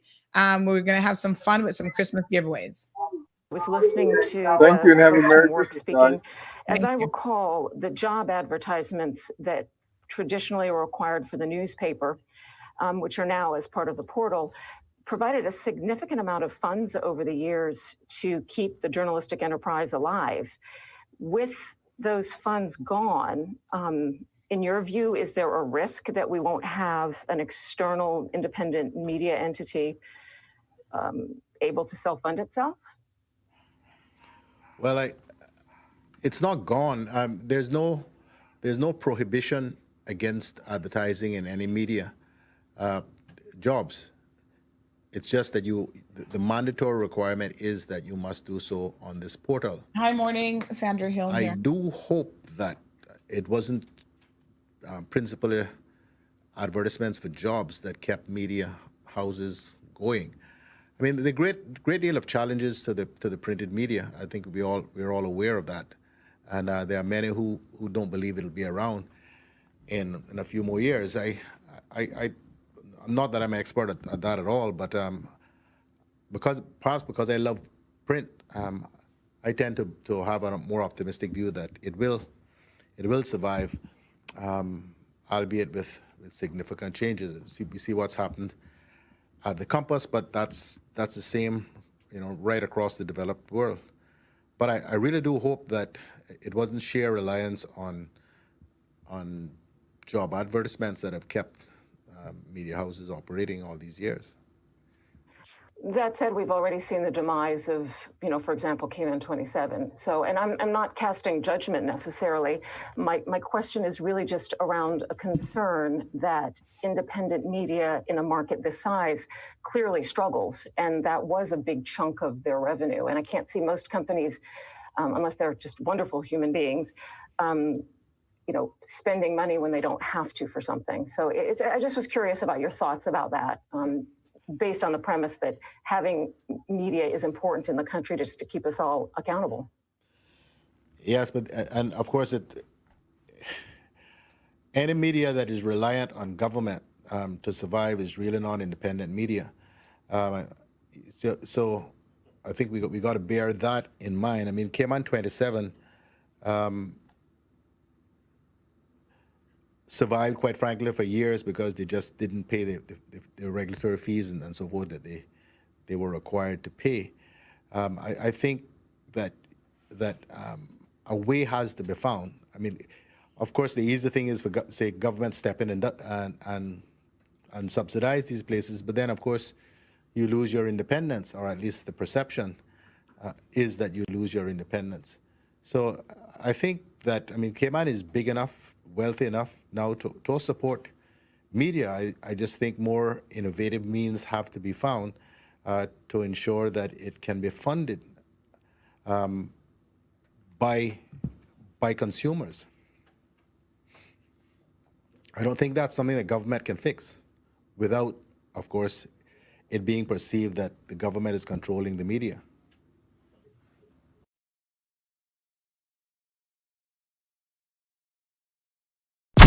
Thank you for tuning in to another episode of The Cold Hard Truth on Bobo 89.1 FM. Cayman's #1 talk show is live weekdays from 7:30 a.m. Never miss an episode again. Watch anytime on CMR's Facebook and YouTube channels for the latest show episodes. Don't forget to follow us online on our social media channels. And visit CaymanMarlRoad.com for all the latest news and community happenings.